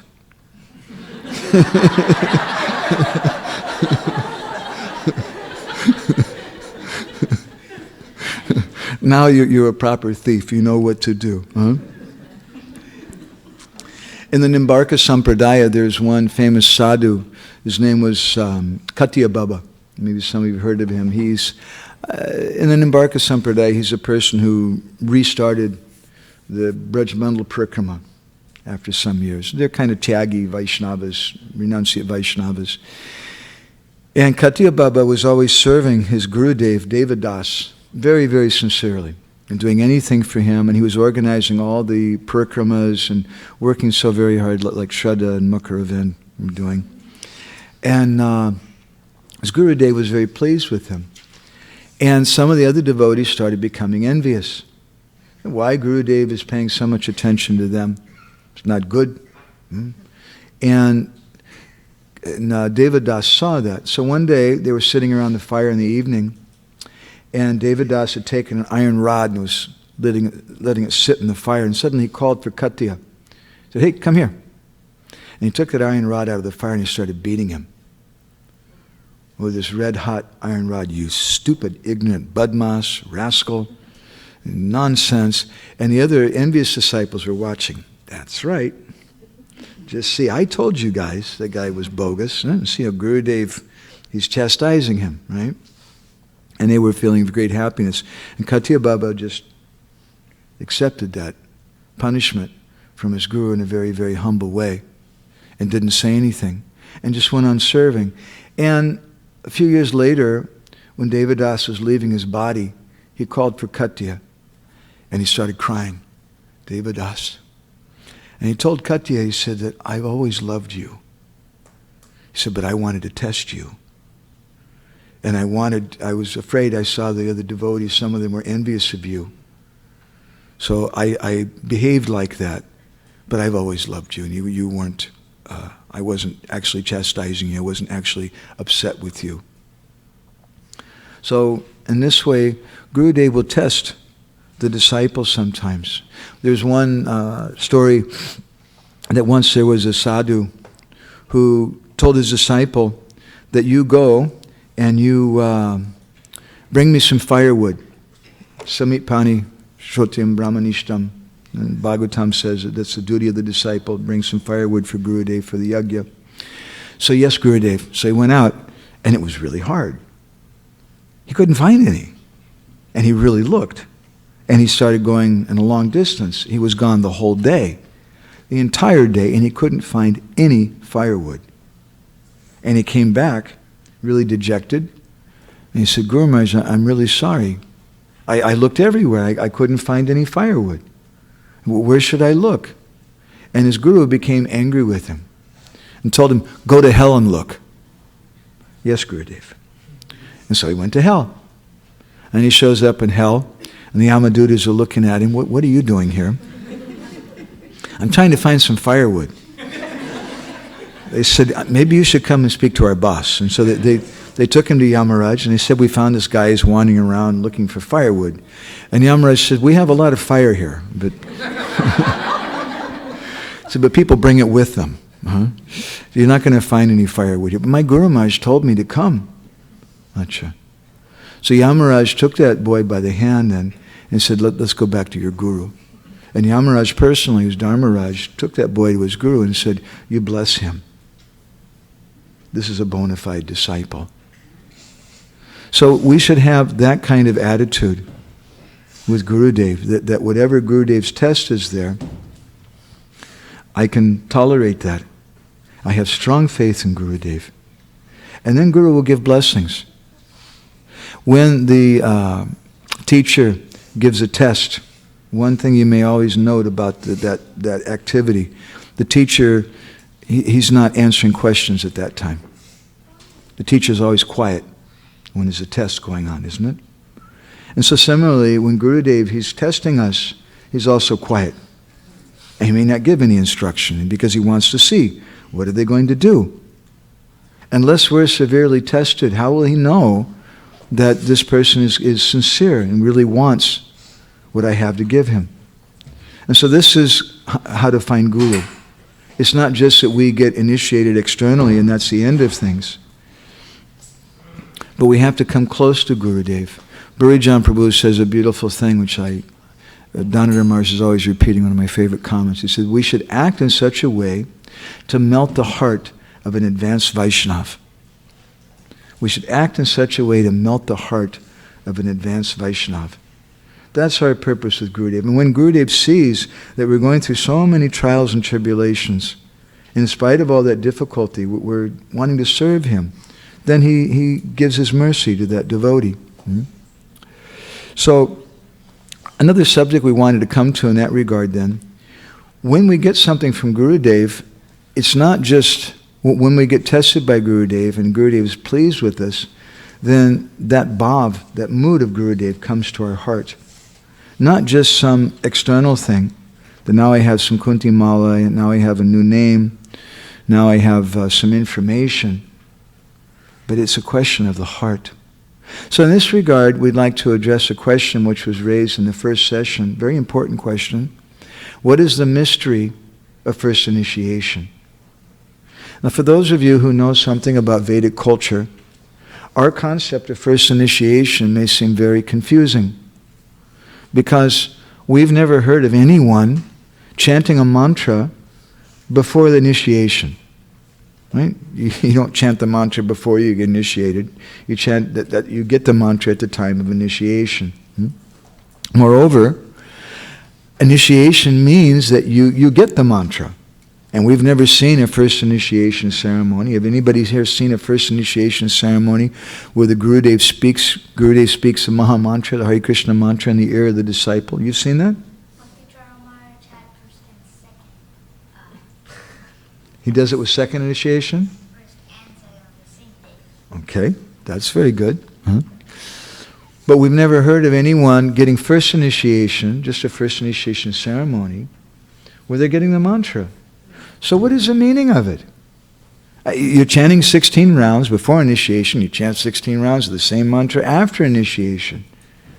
Someone may think that it's just some ritual, just something external. And indeed, some people, they say that.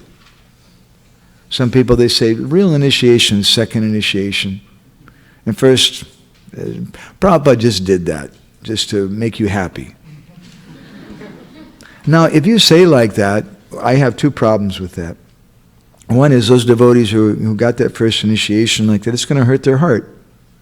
They're going to feel sad. And the second thing is, it's going to hurt our heart that you're saying that Prabhupada just did some external thing. He was just playing a game or something. We're not satisfied with that.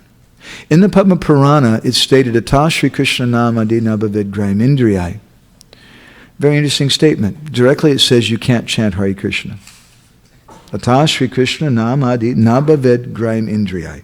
With your indriya, your Panchagyan Indriya, your five knowledge acquiring senses, you cannot perceive the holy name. Ata Shri Krishna Nama, Adi, or Krishna, his deity form, the books, so many things. You can't perceive them with your senses.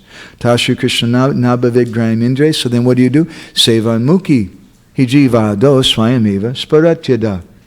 That by chanting with the tongue, which, tongue is one of the Panchagyan Indriyas. By chanting with the tongue, then you realize it. Well, that's a little bit of a contradiction, isn't it? Similarly, there's a statement in Chaitanya Charitamrita, Nitya Siddha Krishna Prema Sadhya Kabunoi, Shavanadi Sudha Chitti Kori Doi, that the nature of the Jeev is that we have Krishna Prem. And Sadhya Kabunoi, Sadhya also refers to sadhana, that you can't get it, this Krishna Prem. And then the next line, what does it say? Shravanadi, Sudha Chitti. It says by doing sadhana. Sadhana means Shravanam, Kirtanam, Vishnu Smaranam, Padasevanam, etc. Shravana Adi, Adi means etc. Korye Udoi, it arises. So what does it mean? We should deeply contemplate this matter and understand what is the mystery of this first initiation. So first of all, Jiva Goswami in his Sandarbhas, as well as Rupa Goswami and Laghu Bhagavatamrita, have given a verse, Shri Chaitanya Mako Gyarna, Hare Krishna Tivarnaka, Majayanta Jagat Premni, Vijayanta Tadavaya. That Shri Chaitanya Mahaprabhu already gave the Maha Mantra to everyone. And therefore, it's not necessary to be initiated, because Mahaprabhu already gave it. And that's why you're chanting 16 rounds before initiation. And that's why Gurudev's not giving you the mantra, it was already given. Okay, we can appreciate that. But then the next question is, then what are we doing with this ceremony? What's the necessity of it? So we need to look a little deeper yet. At the first initiation ceremony, raise your hand. Has anybody here ever been in the first initiation ceremony? Okay. So I'd like to know from you, one element at a time. Raise your hand, not everybody all at once. One element at a time. What is an element that you see in all the first initiation ceremonies? Tell me.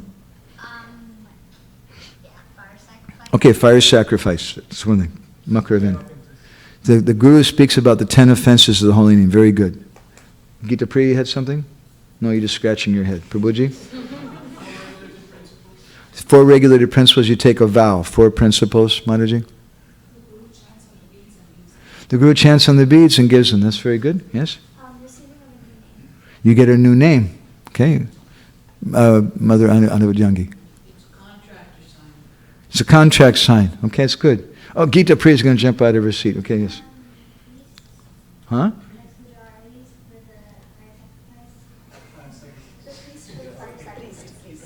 The priest.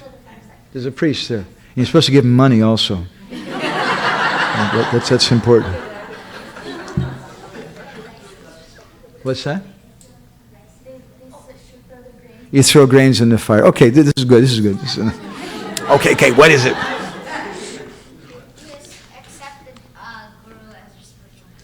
Okay, what is it? Firewood. Firewood's there. That's very good. Gita Priya is jumping out of seat. Huh? Achman cups are there. That's the. Okay. It's probably also crickets sometimes, or ants, and so many things are there also. Maybe not every time. But okay. So, what is the meaning of this? Raghunath Das Goswami, in the beginning of his Mukta Charit, he gives a very famous Mangalacharna prayer, and he starts it by stating that Nama Shreshtam. The Gurudev gave me, he speaks about all the gifts that Gurudev gave me, Nama Shreshtam, Manamapi Sachiputram, Matra Swarupam, etc. The first thing he says is that Gurudev gave me the topmost name. Well, hello. The name is the name, right? What is it? The name is God 5 days a week and he takes the weekends off. And that's not the name. And the name's the name, always. He's always the name. So what does he mean? Nama Shreshtam. Jiva Goswami, in his Kama Sandarbha, commentary on 6th Canto Bhagavatam, he says there's 2 types of chanting. There's Kebalanam, common chanting. It's in the dictionary. Not so hard. Everybody does that. And there's Sneha Samyuktanam, chanting with affection, chanting with devotion. And Gurudev has given me that.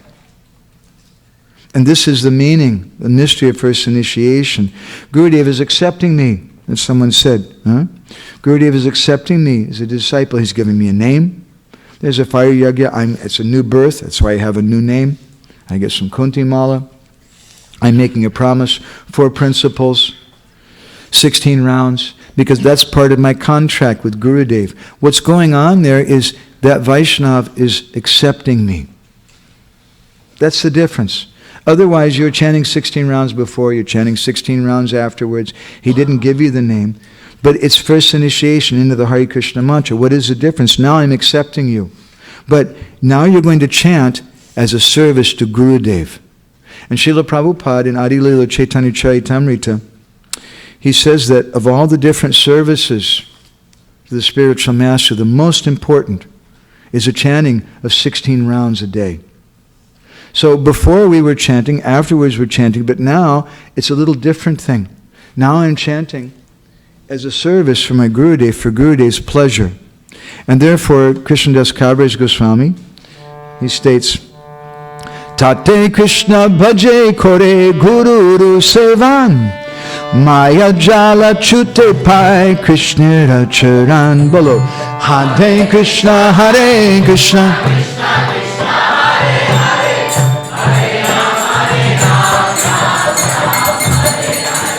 Tate Krishna bhaje kore guru sevan. Worship Krishna. That worship of Krishna, that's your service to Gurudev. Gurudev doesn't say chant my name. Gurudev wants us to chant Krishna's name. And that pleases Gurudev. But there's a difference between chanting before first initiation and chanting after. Now that Vaishnava has accepted me. And I'm doing it as service to him. And therefore, Ata Shri Krishna Namadi Nabhavegrami Sevanmukhi Jiva Do. When I do that chanting as a service, Sevanmukhi Jiva Do Swayameva Sparatyada.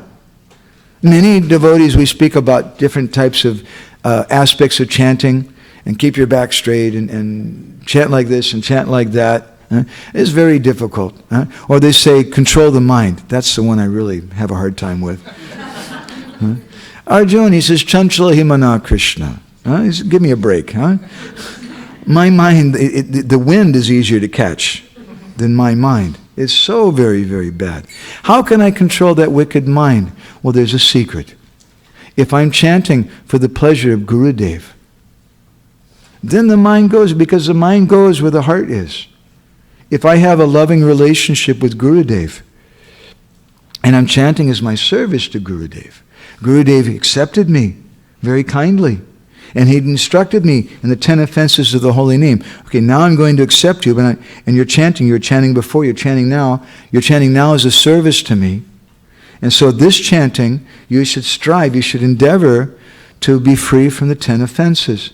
And you should chant with a certain mood. Gurudev gives us a certain understanding of the holy name. That's Sneha Samyukta Nam. Jiva Goswami says it's Kebala Nam, common chanting. And the second is Sneha Samyukta, or chanting with affection. I can write a book about my mother and tell you so many things about her. And you can read that and understand something. But if you hear from my lips, if I tell you something about the affection that I have for her, that may come to your heart. You'll feel that. So, this is our purpose of first initiation. We want to serve Gurudev by serving Krishna. And this chanting, Rupa Goswami, he says, Ata Guru Shri Padadvanva Bhaktyam. In Pajavali, he says that this chanting gives devotion to Guru. We were just in New York 2 or 3 nights ago in Brooklyn, and we spoke about the same subject, and someone was asking me, how do you develop devotion to Guru? I said, very easy. Not so easy, but very easy answer anyway. By chanting Hare Krishna. Because that's close to Gurudev's heart. Right? You may say, well, I'll chant Gurudev's name, but Gurudev doesn't want that. Gurudev wants us to chant Krishna's name. And by chanting Krishna's name, then Gurudev becomes pleased, and this is our service to him. So Gurudev can give us everything. He's that personality who can bring us to life. But we chant as service to Gurudev. We read the books as service to Gurudev. All the books say you should approach a person. And then when you go to a person, what does a person say? Read the books. The two have this kind of cause and effect relationship. And if the sadhu says, don't read the books, just listen to me, maybe you should find another sadhu. We want a sadhu who's going to tell us to read the books.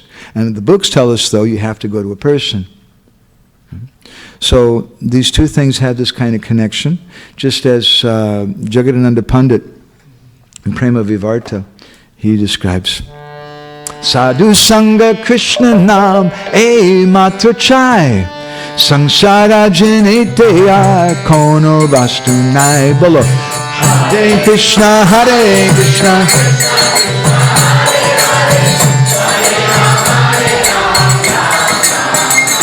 Sadhu Sangha Krishna Nam E Matra Chai. I want these two things, not just one. Without Sangha, how did you find out about Krishna Nam? You may have read about it in a book. Well, years ago I read something about chanting Jai Ram, Shri Ram, Jai Jai Ram, before I ever met the devotees. And I was chanting like that a little bit. But I didn't have any strength to continue doing that. Because I didn't meet anybody. It was just from a book. It was just some idea. It was nice. But when we meet some person, that person can inspire us in that chanting. And then, so these two things go together. When you chant based on the inspiration of that sadhu sangha, what happens? That chanting gives you deeper sadhu sangha. You understand your Gurudev, you understand the Vaishnavas in a deeper way. And that deeper Vaishnava sangha, deeper association with Gurudev gives you what? Deeper holy name. And deeper holy name gives you what? even deeper sadhu sangha. And even deeper sadhu sangha gives you what? Even deeper holy. The two go in cause and effect. You can't separate one from the other. Both things are always there. Both things are very, very important. We don't try to separate Gurudev from Krishna. Gurudev is that person who can give everything. We may be the most unqualified person. Bhaktivinoda Thakur in Bhajan Rahasya, he speaks about what is the qualification for chanting the holy name. And he gives a very interesting couple of verses. 11th canto, chapter 20, text 27 and 28, which is spoken by Krishna. Jatasharama katasu nivina sarva karmasu vedukatmakam kaman parityage panishvara. He says that such a person, Jata Shadha Makatasu, they have faith in Krishna Katha. But, karmasu, they understand that material life's really nasty, it's full of misery. Vedadukatmakam kaman, they know that if I engage in sense gratification, I'm going to suffer. But, parityage pyanishvara, they can't stop. Does that sound familiar? Does anybody here know anybody like that? Raise your hand. So then what do? Krishna in the next verse, he says, Tato bhajetamam prita shadalurdra nishchaya jusamanastatan kamam dukudarkan chagarayan. In such a state, one should continue chanting.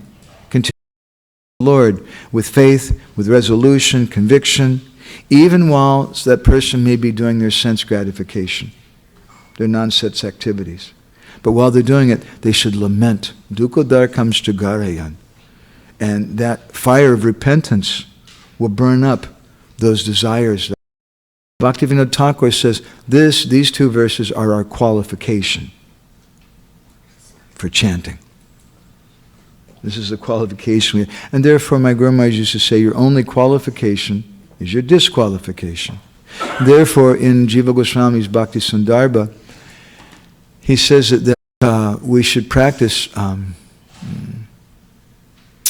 akaitava bhajan, or bhajan that's free from duplicity, that's honest.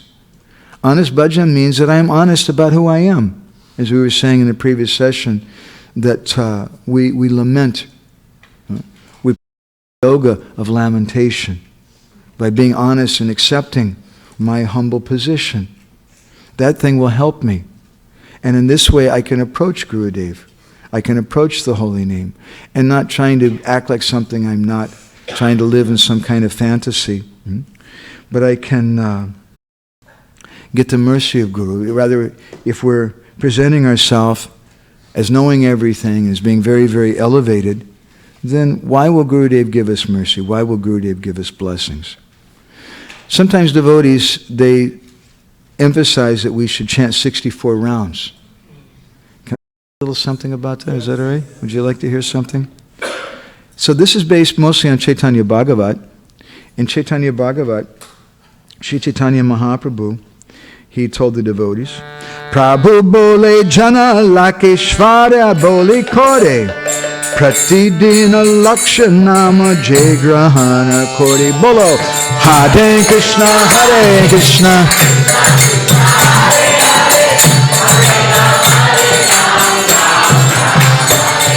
Sejanera nam ami boli lakeshvara tata bhiksha amar anya gada bolo Hare Krishna Hare Krishna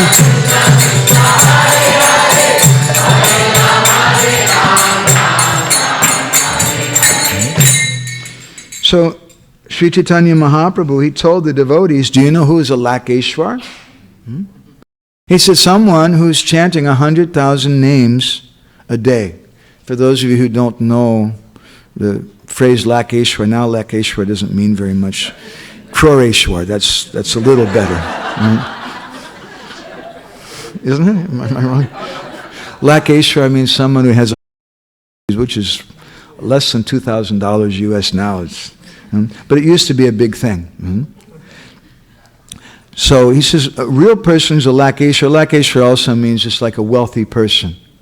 But he says, someone's a Lakeshwara who's chanting 100,000 names a day, and I only take meals in that person's house and no one else. Now, this is an interesting point. First of all, I don't find it mentioned anywhere else. Secondly, I haven't found it mentioned anywhere that Sachimata or Vishnupriya, at the time when Mahaprabhu was eating their cooked meals, was chanting 1 lakh a day. Mm-hmm. It's not mentioned. Doesn't mean they weren't, but seems a little unlikely when they were doing so many other things. Mm-hmm. In Hari Bhakti Vilas, chapter 17, Sanatana Goswami speaks some about the rules of japa. In text 191, 99, he speaks, he says, Sanai sanai suvipashtam na dhrutam na vilambitam na nyunam na dikam vapi japam kuryad dine dine. Na nyunam na dikam vapi. He said that you should, first of all, sanai sanai, say dire dire. Not too fast, not too slow. This is the way you should chant japa. And he says, na nyunam na dikam vapi. Don't chant too little. And don't chant too much. Is that okay? Don't chant too many rounds. I remember we were very fortunate to hear some katha about this every day for a week or two, and I was very confused when I first. What do you mean don't chant too much? And I said, but Chaitanya Mahaprabhu says kirtaniya sada hari. You should always chant. And here Sanatana Goswami is saying, nanyunam nadikam, chant too little, don't chant too much. Ata kuryaj japam nityam sakya niyata sankyaya sankya purto chakurvita pranayamam punakriti. One should chant in a regular way, a fixed number of rounds according to capacity every day. Now Sanatana Goswami, he comments on this in his Digdarshani Tika, and he says, Sakya yata shakti naniyata nitya niyamita japa sankhya tashaiva nityam japam kuryat nanyunam nadikam vapi japam kuryat dine dine ijadukte sankhyaya stasya purto cha samapto satyam. According to your capacity, some should chant regularly a fixed number of rounds. He shouldn't chant less nor more than a daily quota. And when that fixed number of rounds is completed, one should stop chanting and they should engage in other service. So, in our tattva about chanting, there's 2 types of chanting. There's Sankyanam and Asankyanam. Asankyanam means chanting off the beads. And that's Kirtaniya Siddhahari. You should always chant. But Sankyanam means a fixed number. And that's our contract with Gurudev. And we should chant that every day, a fixed number in our beads. And it's not that today I chant 16 rounds and tomorrow I feel really fired up, so I chant 31 rounds. Wow. And then the next day I'm kind of having a bad day, I only chant 6 rounds, but the day after that I chant 12, and then the next day I chant 32. Wow, it's a record for me. And then the next day maybe I don't chant any rounds. No, there should be some fixed number. One thing which many devotees don't know historically, which is very interesting, I find, is Srila Bhaktisiddhanta Saraswati Thakur famously is said to have insisted on 1 lakh a day. But what a lot of devotees don't know, the vast majority of disciples who are initiated by Srila Bhaktisiddhanta were initiated into 4 rounds a day. But anybody in the temple, he wanted them to chant 64 rounds. Now, another interesting thing about that is a story that one devotee came to Srila Bhaktisiddhanta once and he said, Guru Maharaj, this is really bad. This devotee, he's not chanting 64 rounds a day. And Srila Bhaktisiddhanta said, no, he's chanting 64 rounds a day. And the devotee said, Guru Maharaj, I stay in the same room with him. And the only time we're separated, he goes in the bathroom for about 15 minutes, and I don't think he's chanting 1 lakh in the bathroom in 15 minutes. He's definitely not chanting 64. Bhaktisiddhanta said, you don't see him chanting, but I do. What did it mean? And it was accepted at that time that someone is doing service. That was considered to be the same thing as chanting 64 rounds. Now, Srila Prabhupada, for the first time, to my knowledge, in our probably not the first time, but first time in a big public way, he insisted on a certain fixed number as a general rule for everybody, which is 16 rounds. It's a very nice thing. And Prabhupada also encouraged the devotees to chant more, encouraged the devotees to chant 64 rounds, if we can. But the principle is there, the service. And that service means preaching, especially. So we have a certain fixed number of rounds. And my Guru Maharaj once commented on this. He said, when you begin to increase, it's not, you don't even have any choice. It just comes out of your mouth. You have some taste for the holy name, and you want more, and you can't stop. It's a natural thing. It's not something artificial that we're struggling with. And in any case, whatever number it is, we have a contract with Gurudev. And we may chant 64 rounds a day. We may chant 64 rounds on Ekadasi or Janmashtami or every Monday or whatever it may be. But then we should... That's Sankyanam. That's my connection with Gurudev. And Gurudev's always happy to see us chant more. But it's a contract. It's not a whimsical thing. In a similar way, Vishwanath Chakravarti Thakur in his commentary on Bhagavatam 4:28-34, he speaks about the importance of Guru Seva. Sutan hitveti patibrata patyur eva guru sevayam pravita sishya shravana kirtanadin yapi bhogan tad uttana premananadan api grihan tad uchita vivikta stalam ap naiva pekshate.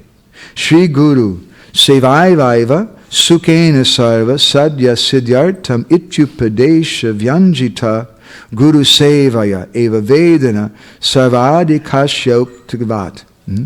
He says that just like a chaste and devoted wife, this is a traditional Indian culture, when a chaste and devoted wife is serving her husband, she doesn't even care for the children. But a really chaste wife, her most important person to serve is her husband. And similarly, a disciple, Vishwanath says, is very deeply absorbed in serving Gurudev. He doesn't depend on hearing and chanting. Rather, he's depending on the mercy of Gurudev. And he knows that I can do Guru Seva, and that'll give me everything. And this was the mood, the time of Srila Bhaktisiddhanta. The Guru Seva will give everything. Prabhupada, he gave us as our most important Guru Seva, the chanting of 16 rounds. So he says, Vishwanath goes on, he says that just as a devoted wife doesn't want any sense enjoyment or personal comforts, similarly a disciple who's absorbed in Guru Seva doesn't even seek divine bliss that comes from hearing and chanting, and doesn't try to find some secluded place just to chant for himself, but rather he's thinking, how can I please Gurudev? What will give Gurudev pleasure? This is the highest thing. So such a person, they come close to Gurudev. They've found Gurudev. They've found the heart of Gurudev, not just some external thing. But they can actually come very close. And this chanting, this is our connection with Gurudev. Just like a baby has an umbilical cord which connects the baby to the mother, and that cord is the thing that the mother feeds the baby through.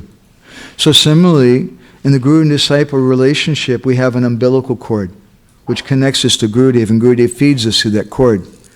This is the cord that Gurudev feeds us through. Tamal Krishna Maharaj used to say that your most important service is your chanting of your japa. And that chanting, that's our connection. There's one old sadhu who's an old friend of my Guru Maharaj, who was teaching us a little while after Guru Maharaj left. And one day I was leaving the room and he told me, Madhavananda, don't forget to check your email. And I was really confused because I didn't even think he knew what the word email was. He definitely didn't know anything about computers. What is he? And I looked confused in my face. He could see that. He said, I'm not talking about that computer email. He said, I'm talking about this email. This is our connection with Gurudev. And Gurudev will feed us. He'll speak to us through this holy name. So Srila Prabhupada, he saw that he gave us two things, this Guru Seva, and especially he gave us preaching. And this preaching, very frankly, is a very, very elevated activity. Srila Bhaktisiddhanta Saraswati Thakur, he says this preaching, this is the activity of the Brijbasis. This is the activity of liberated souls. It's not our activity. But Srila Prabhupada gave it to us as a type of sadhana. And that by doing that, we're guaranteed to attract attention. We're guaranteed to get so much, much mercy when we do that. But at the same time, we also need to do our chanting. That's our connection with Gurudev. Vaisheshika Prabhu gives a wonderful example, I'm sure you've all heard, about pouring a glass full of milk. And when you fill up the glass and you keep pouring, the milk that comes over the top, that's our preaching. So we should fill ourselves up with the chanting of the holy name. My Guru Maharaj, we gave this analogy last time in Puri, some of you may remember.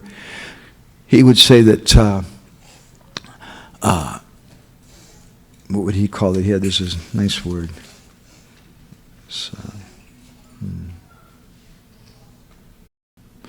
Udgara. Udgara means vomiting, right? He said, that's preaching. When do you vomit? You vomit when your stomach's full, right? So when your stomach becomes full, then udgara, it comes out. And what comes out of your mouth? Whatever you ate, right? and you can smell it. And he said, by the smell of it, you can understand what they've eaten. Oh, they're eating very nasty dead animals. Ugh. Or they're eating nice rasgullas. So when we fill ourselves up with our bhajan service to Gurudev, whatever comes out of our mouth, udgara, vomiting out, we vomit out the same thing that we get. Garbage in, garbage out. Or good things in and good things out. So we should bear this in mind, and this is our connection with our Gurudev. This is our chanting of the holy name. This is our mystery of first initiation. So I'll stop there.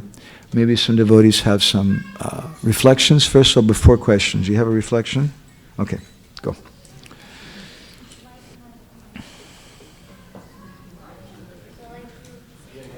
There's a microphone. So like you said about the Gurudev, I forgot his name, I think was Devadas. Mm-hmm. He chastised, he didn't try to chastise, but he just chastised him by hitting his disciple with an iron rod that was very hot. And to show his envious disciples how humble he was. And can I relate a story? Yeah. So there's a disciple of Ramanujacharya. Ramanujacharya gave a lot of attention to him. And then and today's Ramanuja's 1000th anniversary.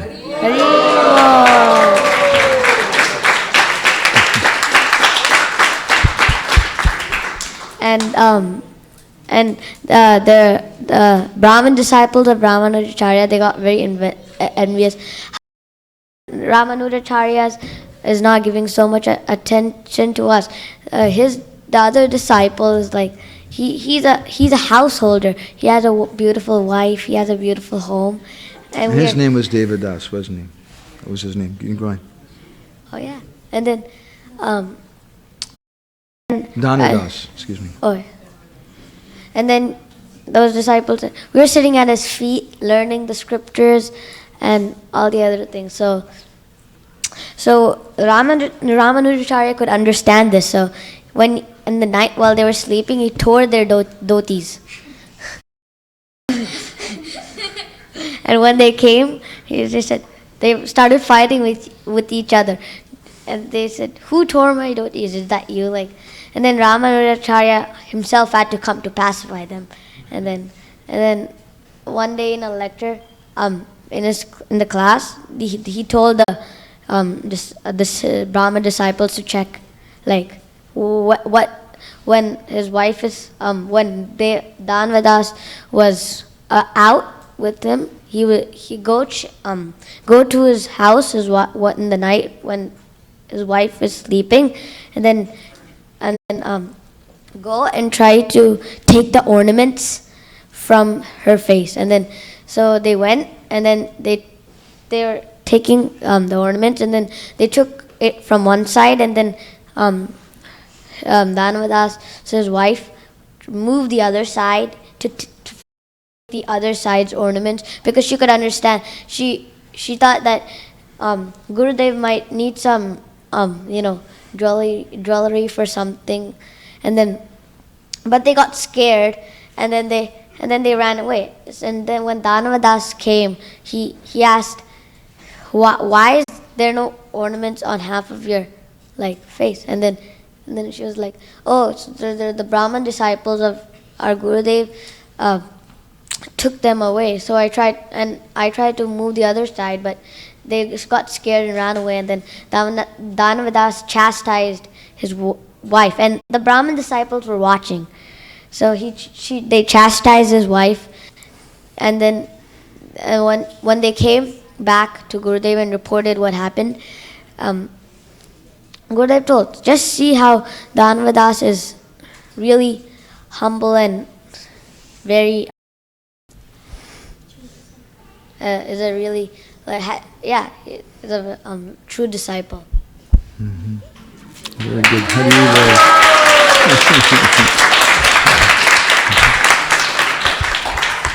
I have a reflection from Vrindavan's reflection.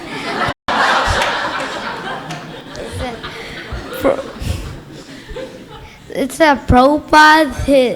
He told his disciples that sometimes his godbrothers are always envious of him, and when the disciples asked, "What did you do?" he said that I just chant the Hare Krishna Maha Mantra and be satisfied and don't mind. Very good. Haribol.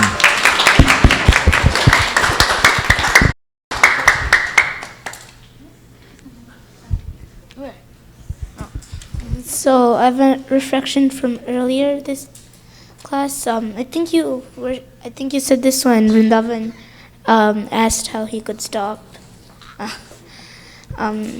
showing off. So this really stuck. This really stuck to me, and it's that we should only practice honest bhajan. And so I like that point. I like that point. Very good. Prabhuji, just behind you. Hare Krishna. I really like the story that you told of Mahaprabhu, who took instruction from a 5-year-old boy, and that we should really be attentive to see that, Gurudev is very possible that he can teach us through, many different ways, and even young children. You like that?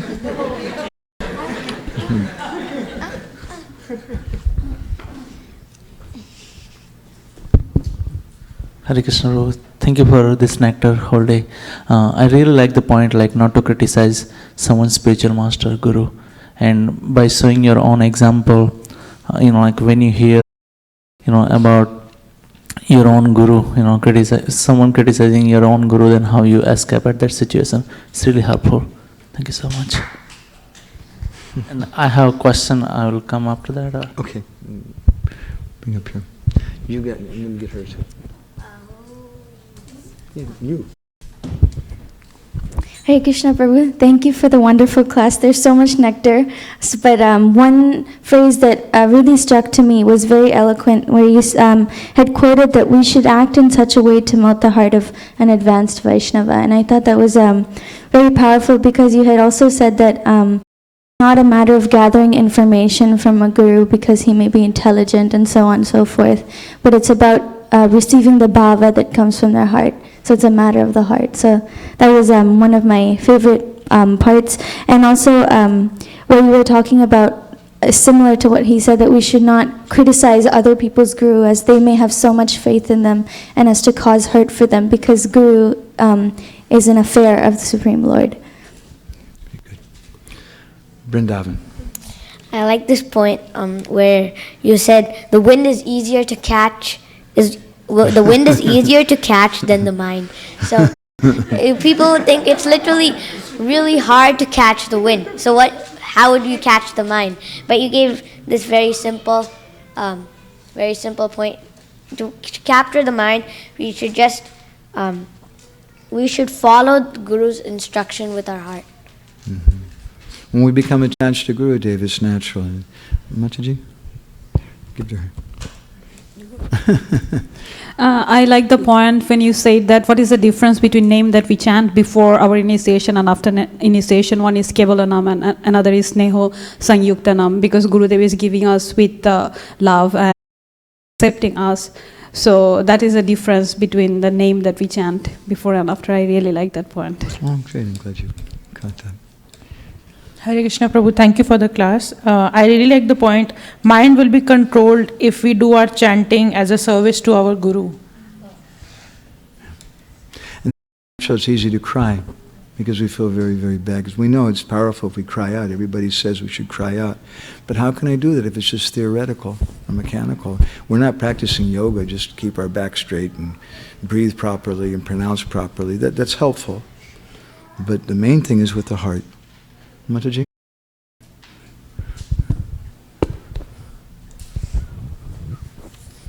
Hare Krishna Prabhu.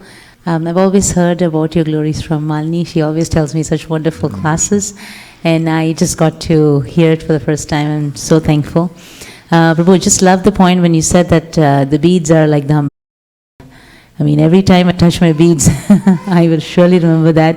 And I always wanted to chant for my Gurudev, but I love the point when you said that you have to, as Preeti was mentioning, use please Gurudev so you'll be able to control the mind. I mean, for me, I always chanted that I have to control my mind so I can serve my Gurudev. But I didn't realize that I have to chant in such a mood that I will be able to chant for Gurudev. I just love that. We have a whole concept we'd like to write about someday called the Kirtan of our Sampradaya. And it's a little complicated and long to try to explain here. Sri Chaitanya Mahaprabhu's chanting is in the mood of Radha. And she's crying, she's chanting in the feeling of separation from Krishna. And the gopis are around her and they're chanting Krishna's names to try to pacify those feelings of separation. And that mood of Radha is there in Sri Chaitanya Mahaprabhu, and those associates have come as Mahaprabhu's associates. And those associates are engaging their followers in that same kirtan, and their followers engaging their followers, engaging their followers. And that's the kirtan of our Sampradaya, to chant in such a way to help mitigate Radharani's feelings of separation, to help Krishna to repay his debt to Radharani so he can experience her feelings. It's a very, very esoteric, very deep thing. Wanted you to hit something? Prabhu, I just wanted you to can you explain that a little bit more when you said that it is actually like when you're chanting for Guru, and how do you do that so that you will be able to really cry? I mean, not that. I mean, I know that's probably for advanced devotees. When we chant, what are we doing? We should be chanting, thinking of Krishna, and praying. But it's theoretical, at least for me, because I don't know Krishna, and I don't have any feelings for Krishna. But my connection to Krishna, that person who's encouraged me to chant, the person on whose behalf I'm chanting, who told me to chant, that's my Gurudev. My Guru Maharaj was once asked a question by Jagadatma Prabhu, his godfather and his friend. He was taking Siksha from me. He said, Guru Maharaj, you're always saying that we should cry for Krishna. But how do we cry? It's just theoretical. And Guru Maharaj's answer was, he said, after I leave this world, then you'll understand what it means. And after the disappearance of Guru, naturally we cry because I knew him. He accepted me. He loves me. He cares about me. And Krishna also, all those things, but it's a theoretical thing. I haven't met him. But Gurudev I have some feeling for. And when I cry for Gurudev in that way, my connection with Gurudev is chanting, then that makes my chanting very, very powerful. Okay? In the back there. You.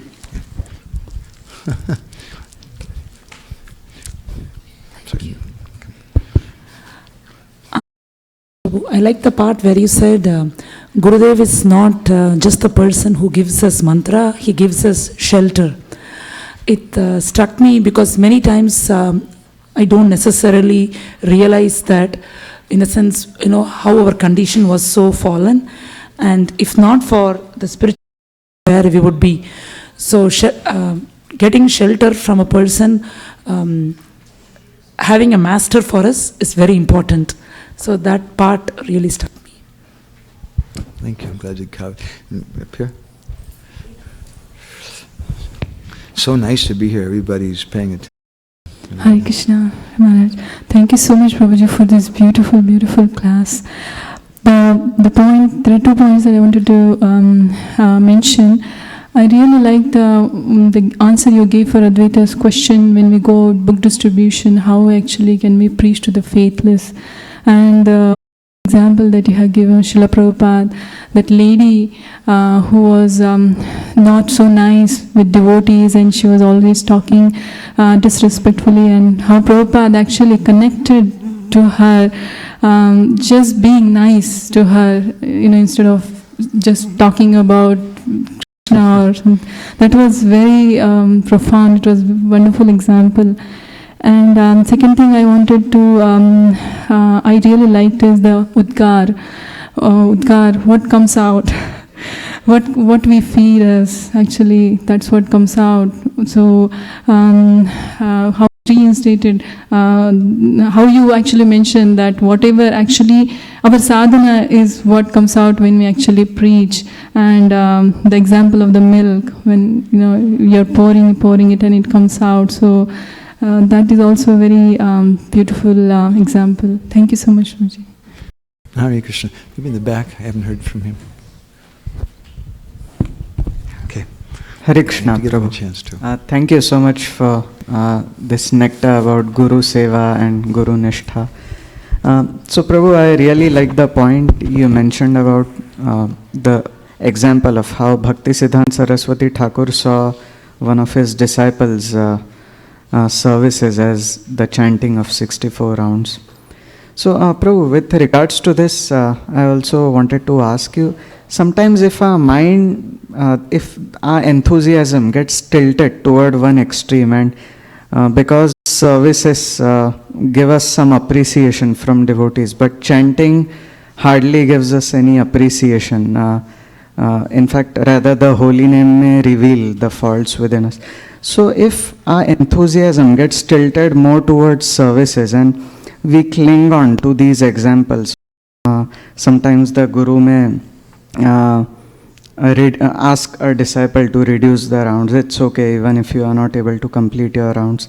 So how do we make sure that our mind is not playing games and just in the name of these examples? Have you ever chanted japa with your Guru Maharaj? No, Prabhu. No. It's very nice. Sit down with Gurudev and chant japa with him. And most devotees don't feel very inclined to fall asleep when they're sitting right in front of Guru Maharaj. We pay attention at that time, and we feel something in Gurudev's presence. So I know of many sadhus in Orissa, when they chant their japa, they chant with their Gurudev, or they chant with a photo of their Gurudev. And it's not that the photo is required. The holy name is independent. It's not dependent on anything, a picture, and anything like that, but that helps. And helps keep and bear in mind that I'm doing this as a service for good. This is my most important service. And so when we're doing some service, we're sweeping the temple, and we decide, well, I'm going to do it really, really fast, and so I'm only going to sweep 1/4 of the temple. What kind of service is that? Gurudev's not going to be pleased with that. Service should be very, very attentive and very, very thorough and complete in what we do. And so similarly, when we're chanting, if we're doing it as a service, that should be our mentality, that I'm very, very attentive to it. And I want to make every detail very nice. Nama yagya, maha yagya, kolo sanasanam, Krishna chaitanya prityarte, nama yagya samarpanam. This is a samarpana mantra, a mantra that some Vaishnavas use to offer their chanting of japa. Nama yagya, maha yagya. This nam yagya is the greatest yagya. Kalo kalma sana is the evils of Kali Yuga. Krishna chaitanya prityarte is very, very dear to Sri Chaitanya Mahaprabhu. Nami Yagya Samarpanam. So I'm offering this to Chaitanya Mahaprabhu's representative. My Gurudev is for Sri Chaitanya Mahaprabhu. Okay, who can think like that? Makaravind Prabhu and Vrindavan. Thank you, Prabhuji. This is one online comment. This devotee from Davesh Prabhu from London. He's telling my humble obeisances to Prabhu. Thank you for such deep and inspiring presentation on the most important tattva. Really helpful in appreciating the both Guru as a person and as a principle. Your servant Davesh. Oh, very good. Both things are there. Please see, Gurudev is a principle, the principle of Guru, and he's a person. Put Makaravind behind you there. And then Vrindavan.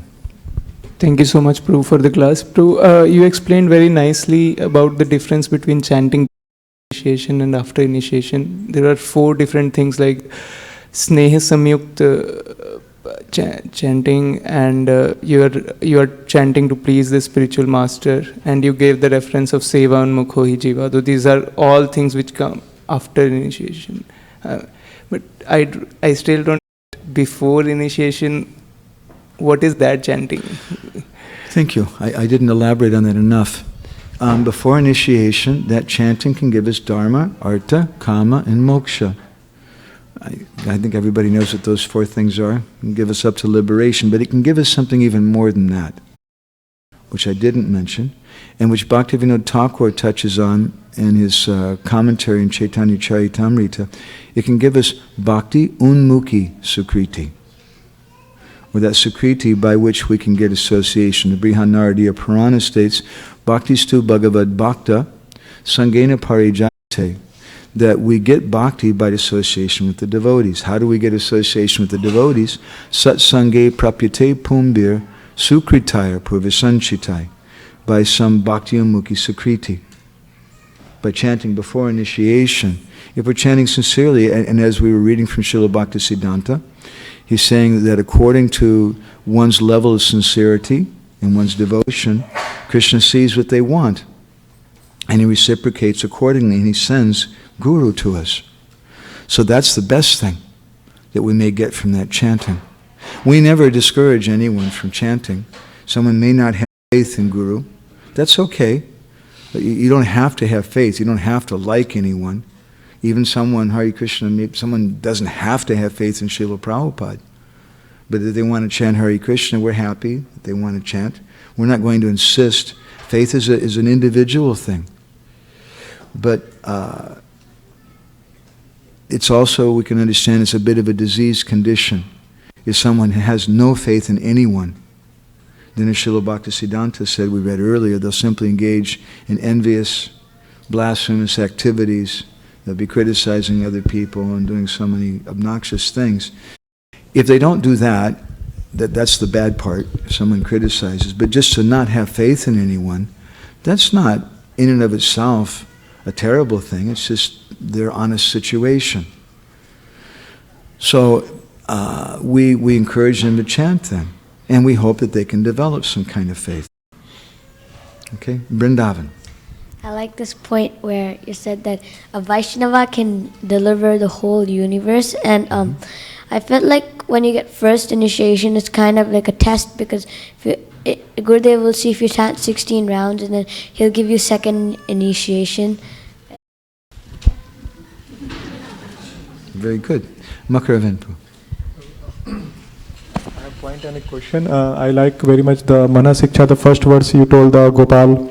Krishna has given the very nice poem. It's one of the favorite poem. Diksha Guru Rupesh Swayam Sri Govinda Sri Radha, and it makes such a nice sense that how your Diksha Guru is like Sri Krishna, like Sri Krishna, and Siksha Guru is like Radha Rani, those who are assisting Krishna, and all the Vaishnava Jans are like Sakhigan, who are all together helping to remove all the obstacles on the path of devotional service. This is such a nice poem. Thank you for sharing from the. Because Krishna, the Diksha Guru is like Krishna because he's giving us a mantra, which is Krishna. And the Siksha Guru is like Radha. Radha is giving instructions, and she's helping us to come to Krishna. In the words of Bhakti Pragyan Keshava Maharaj, Prabhupada's sannyas guru, he once said that the function of the Siksha Guru is to bring you closer to the Diksha Guru. And he said, if the Siksha Guru doesn't bring you closer to the Diksha Guru, then he's not a Siksha Guru, he's not even a Vaishnav. And one question. So, in the same line that you are mentioning that, so if suppose someone doesn't have enough faith in Guru, so what are the things that we can do from our side and that to inspire other people in a way that is motivating to them? If they don't have faith in their own Guru? No, like they are just new people coming to Krishna consciousness, and then they think that, yeah, maybe taking Guru is too much, or so how we can inspire them? If we just give people the process in and of itself will work. Just by itself, people will naturally want to have a personal relationship. Maybe in the beginning, they don't believe in any particular person. That's okay. You can't force that. You can't dictate faith in someone. But if they chant, it's going to purify their heart, and after some time they're going to want a personal relationship. They won't be satisfied with anything less. We give an analogy sometimes. What if I told the young ladies here that good day, I have a husband for you, and he's a very handsome man. He's very strong and muscular, and he's very rich, and he's a nice devotee, comes from a really nice family. Everything's good about him. Only one small detail, you'll never get to meet him.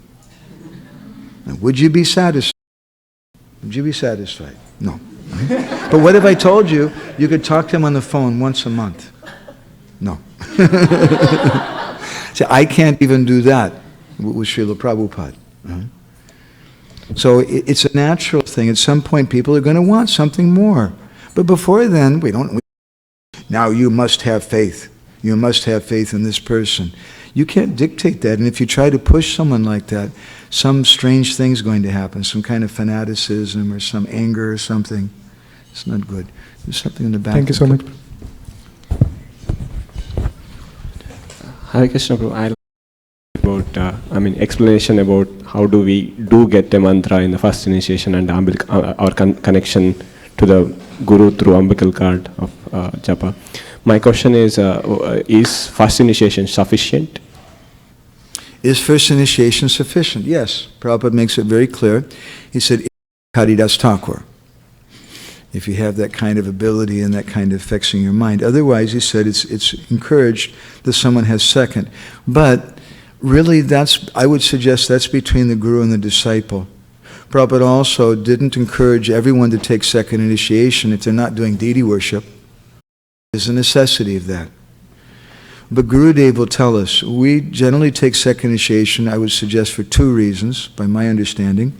One is to help us to chant Hare Krishna better.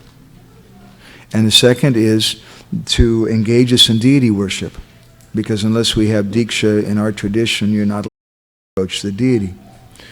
So that's going to be between the disciple and Gurudev, and he can approach in a very simple, honest way. My Guru Maharaj often said it's not necessary for everyone, and Prabhupada said a similar thing sometimes. So Prabhupada said different things at different times sometimes, but in general, Shastra and our acharyas say that it's not required. First initiation can give everything. Okay, back here.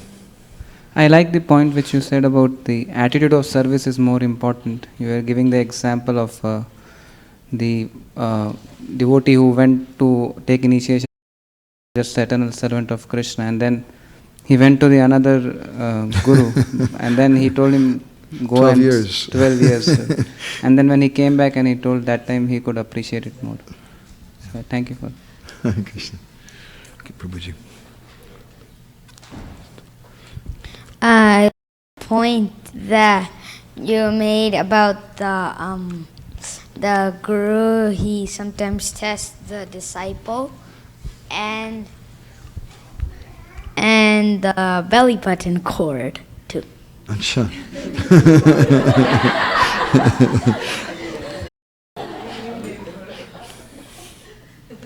Prabhuji.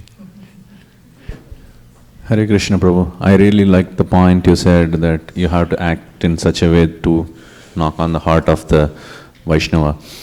I have a question, if I may ask. Yeah. So, I have two questions. One is that in the poem, Sanatana Goswami says that even if you see the Guru is doing something not right in the sense that it is against the principles, then you should not do anything about it. But in Naragari... Don't see it, yes. Yes.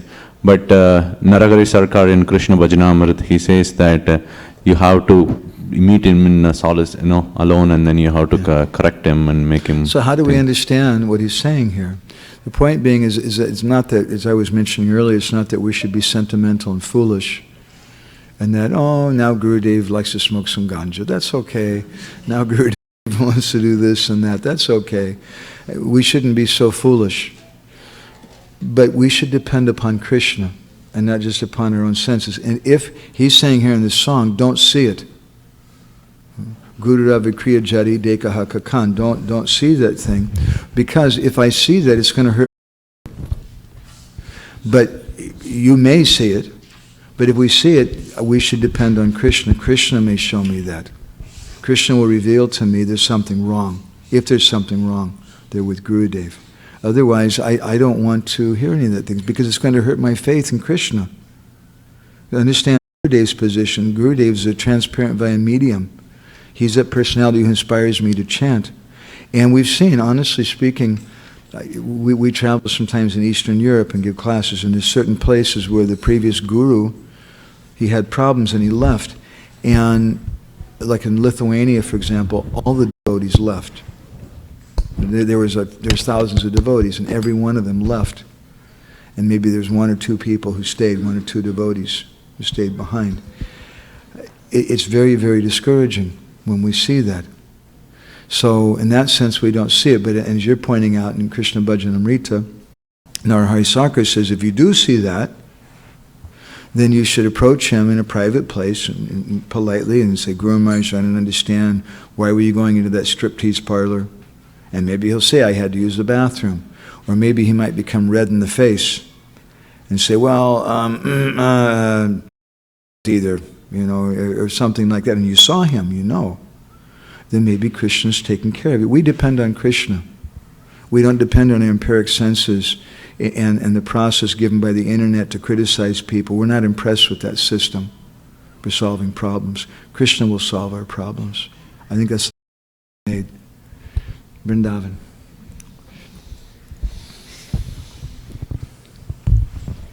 I like the point where we've got to check the email or get connection with Gurudev. Haribol. Mataji? Yeah.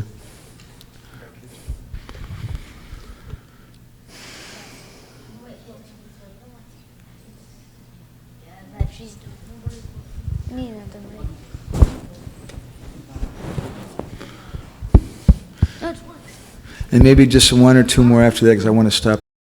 Okay.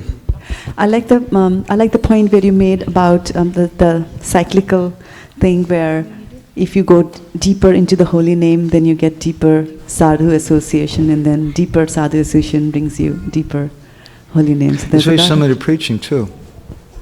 When we go deeper into our chanting, that deeper into our preaching, we go deeper into our preaching, we go deeper in our chanting. The two work together, and we go deeper in our connection with Gurudev. Very good. Prabhuji?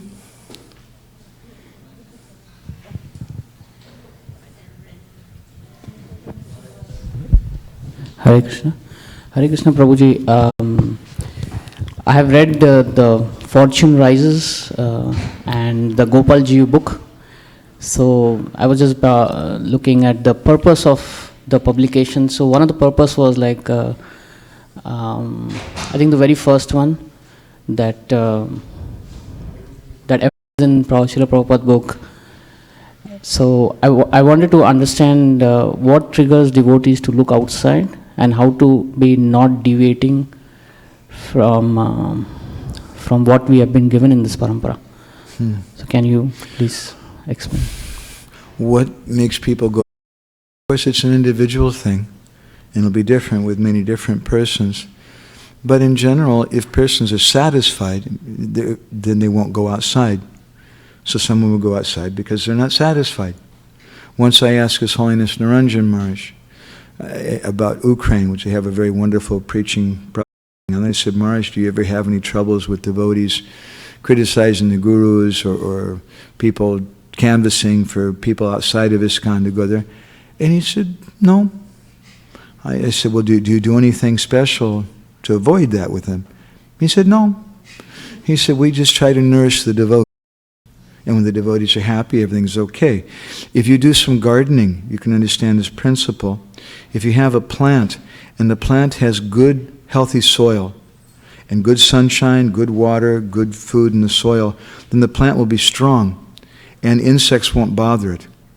But if the soil is depleted of nourishment, or there's not sufficient sun, or not sufficient water, then the plant becomes sickly, and what happens right away, the insects come, and they attack the plant.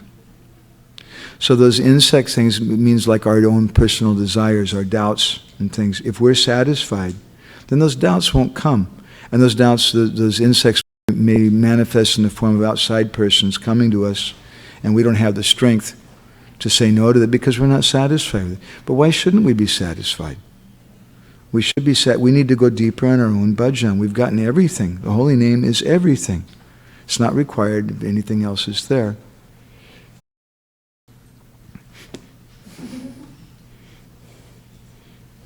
I had another question. Do we have to eat rasgulla to vomit rasgulla so they can eat it? The rasgulla. Well, you could eat golf balls, but they won't smell the same. But they may look a little bit similar.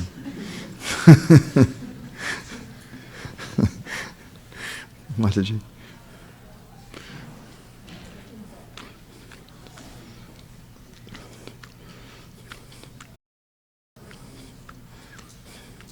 Hare Krishna Prabhu, thank you so much for this nice nectar, and it's like rebuilding our connection to Guru more and more.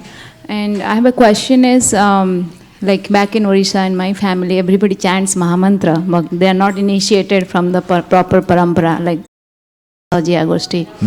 So, but they don't want to change their faith on that Guru or, take initiation from ISKCON. So what should we do for that? What can we do? It's like a parent realizes when the child gets older, at a certain point, you can't. And maybe when they're 14, 15, 16 years old, they're going to come to you and they're going to say, I don't want to be a Hare Krishna. I want a girlfriend, I want to smoke, I want to drink, I want to do this and that. And what can you do? You can tell them, then I hate you. You're not my child anymore. I don't think that's the best suggestion. Or you can tell them that, okay, I don't agree with that, but I still love you. And I'll always love you. And I'm going to follow my heart. That's all that we can do. Even Krishna in the Gita, he tells Arjuna that you now so much from me, now you make your own decision. We can't force people in the line of bhakti. All that we can do is just be loving and have our own strong personal conviction.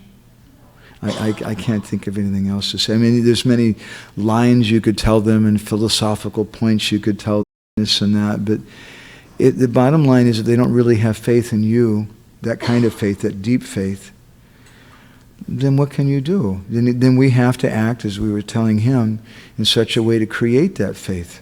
That's all that we can do. And we can take it, this is Krishna's mercy on me, because I preach to them. They're not going to listen to me. So then Krishna's telling me I have to be more serious. I have to be more strict in my own behavior. I'm not being a good example, because if I was really being a good example, they'd be inspired. Prabhuji, they think that it's like an offense to take another. Is that really?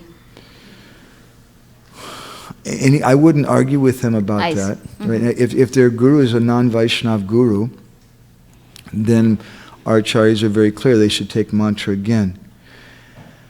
But something like that, I would think better, friends with them, get them to chant Hare Krishna some, give them prasadam, show them some loving, and then when their faith becomes stronger in you, then maybe you can say something like that.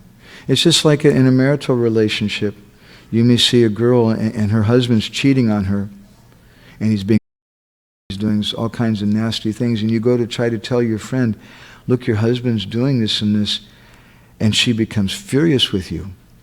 How can you say that about my husband? Because she doesn't have faith in you. And you may just spoil your relationship with her. So you have to just, all you can do then is just be loving and be kind and be a friend. And then if their faith gets better in you, stronger, then at a certain point you may say something. Energy?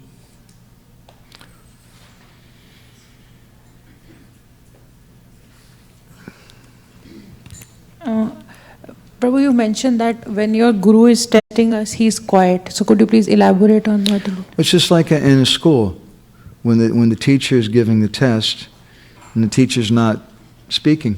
Teacher's quiet. He's not saying, 1 + 1 is 2, and 2 × 2 is 4, and whatever.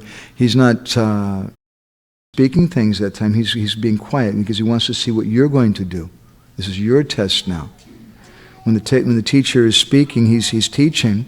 That's when Gurudev is teaching. He's saying something. But when he's quiet, that means that he wants to see what we're going to do. And that's the test. And there's going to be times when Gurudev's not there and we don't know what to do. Once I remember going to my Guru Maharaj and asking him, Guru Maharaj, should I chant 64 rounds a day during the month of Kartik? And he said, if you want to. And I said, well, Guru Maharaj, I want to do what you want. And he said, if you'd like to, you can. And I said, well, Guru Maharaj, what do you want? And he said, no, Srila Bhaktisiddhanta was doing like that. And he said, and Bhaktivinoda, he said, but Prabhupada wasn't doing like that. I'm not doing like it. And then I said, oh, well, Guru Maharaj, I'd like to do what you want. And he said, in that case, then maybe you just stay here and do some service. He told me.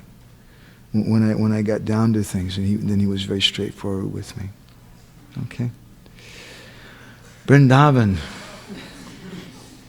Vrindavan is the last word.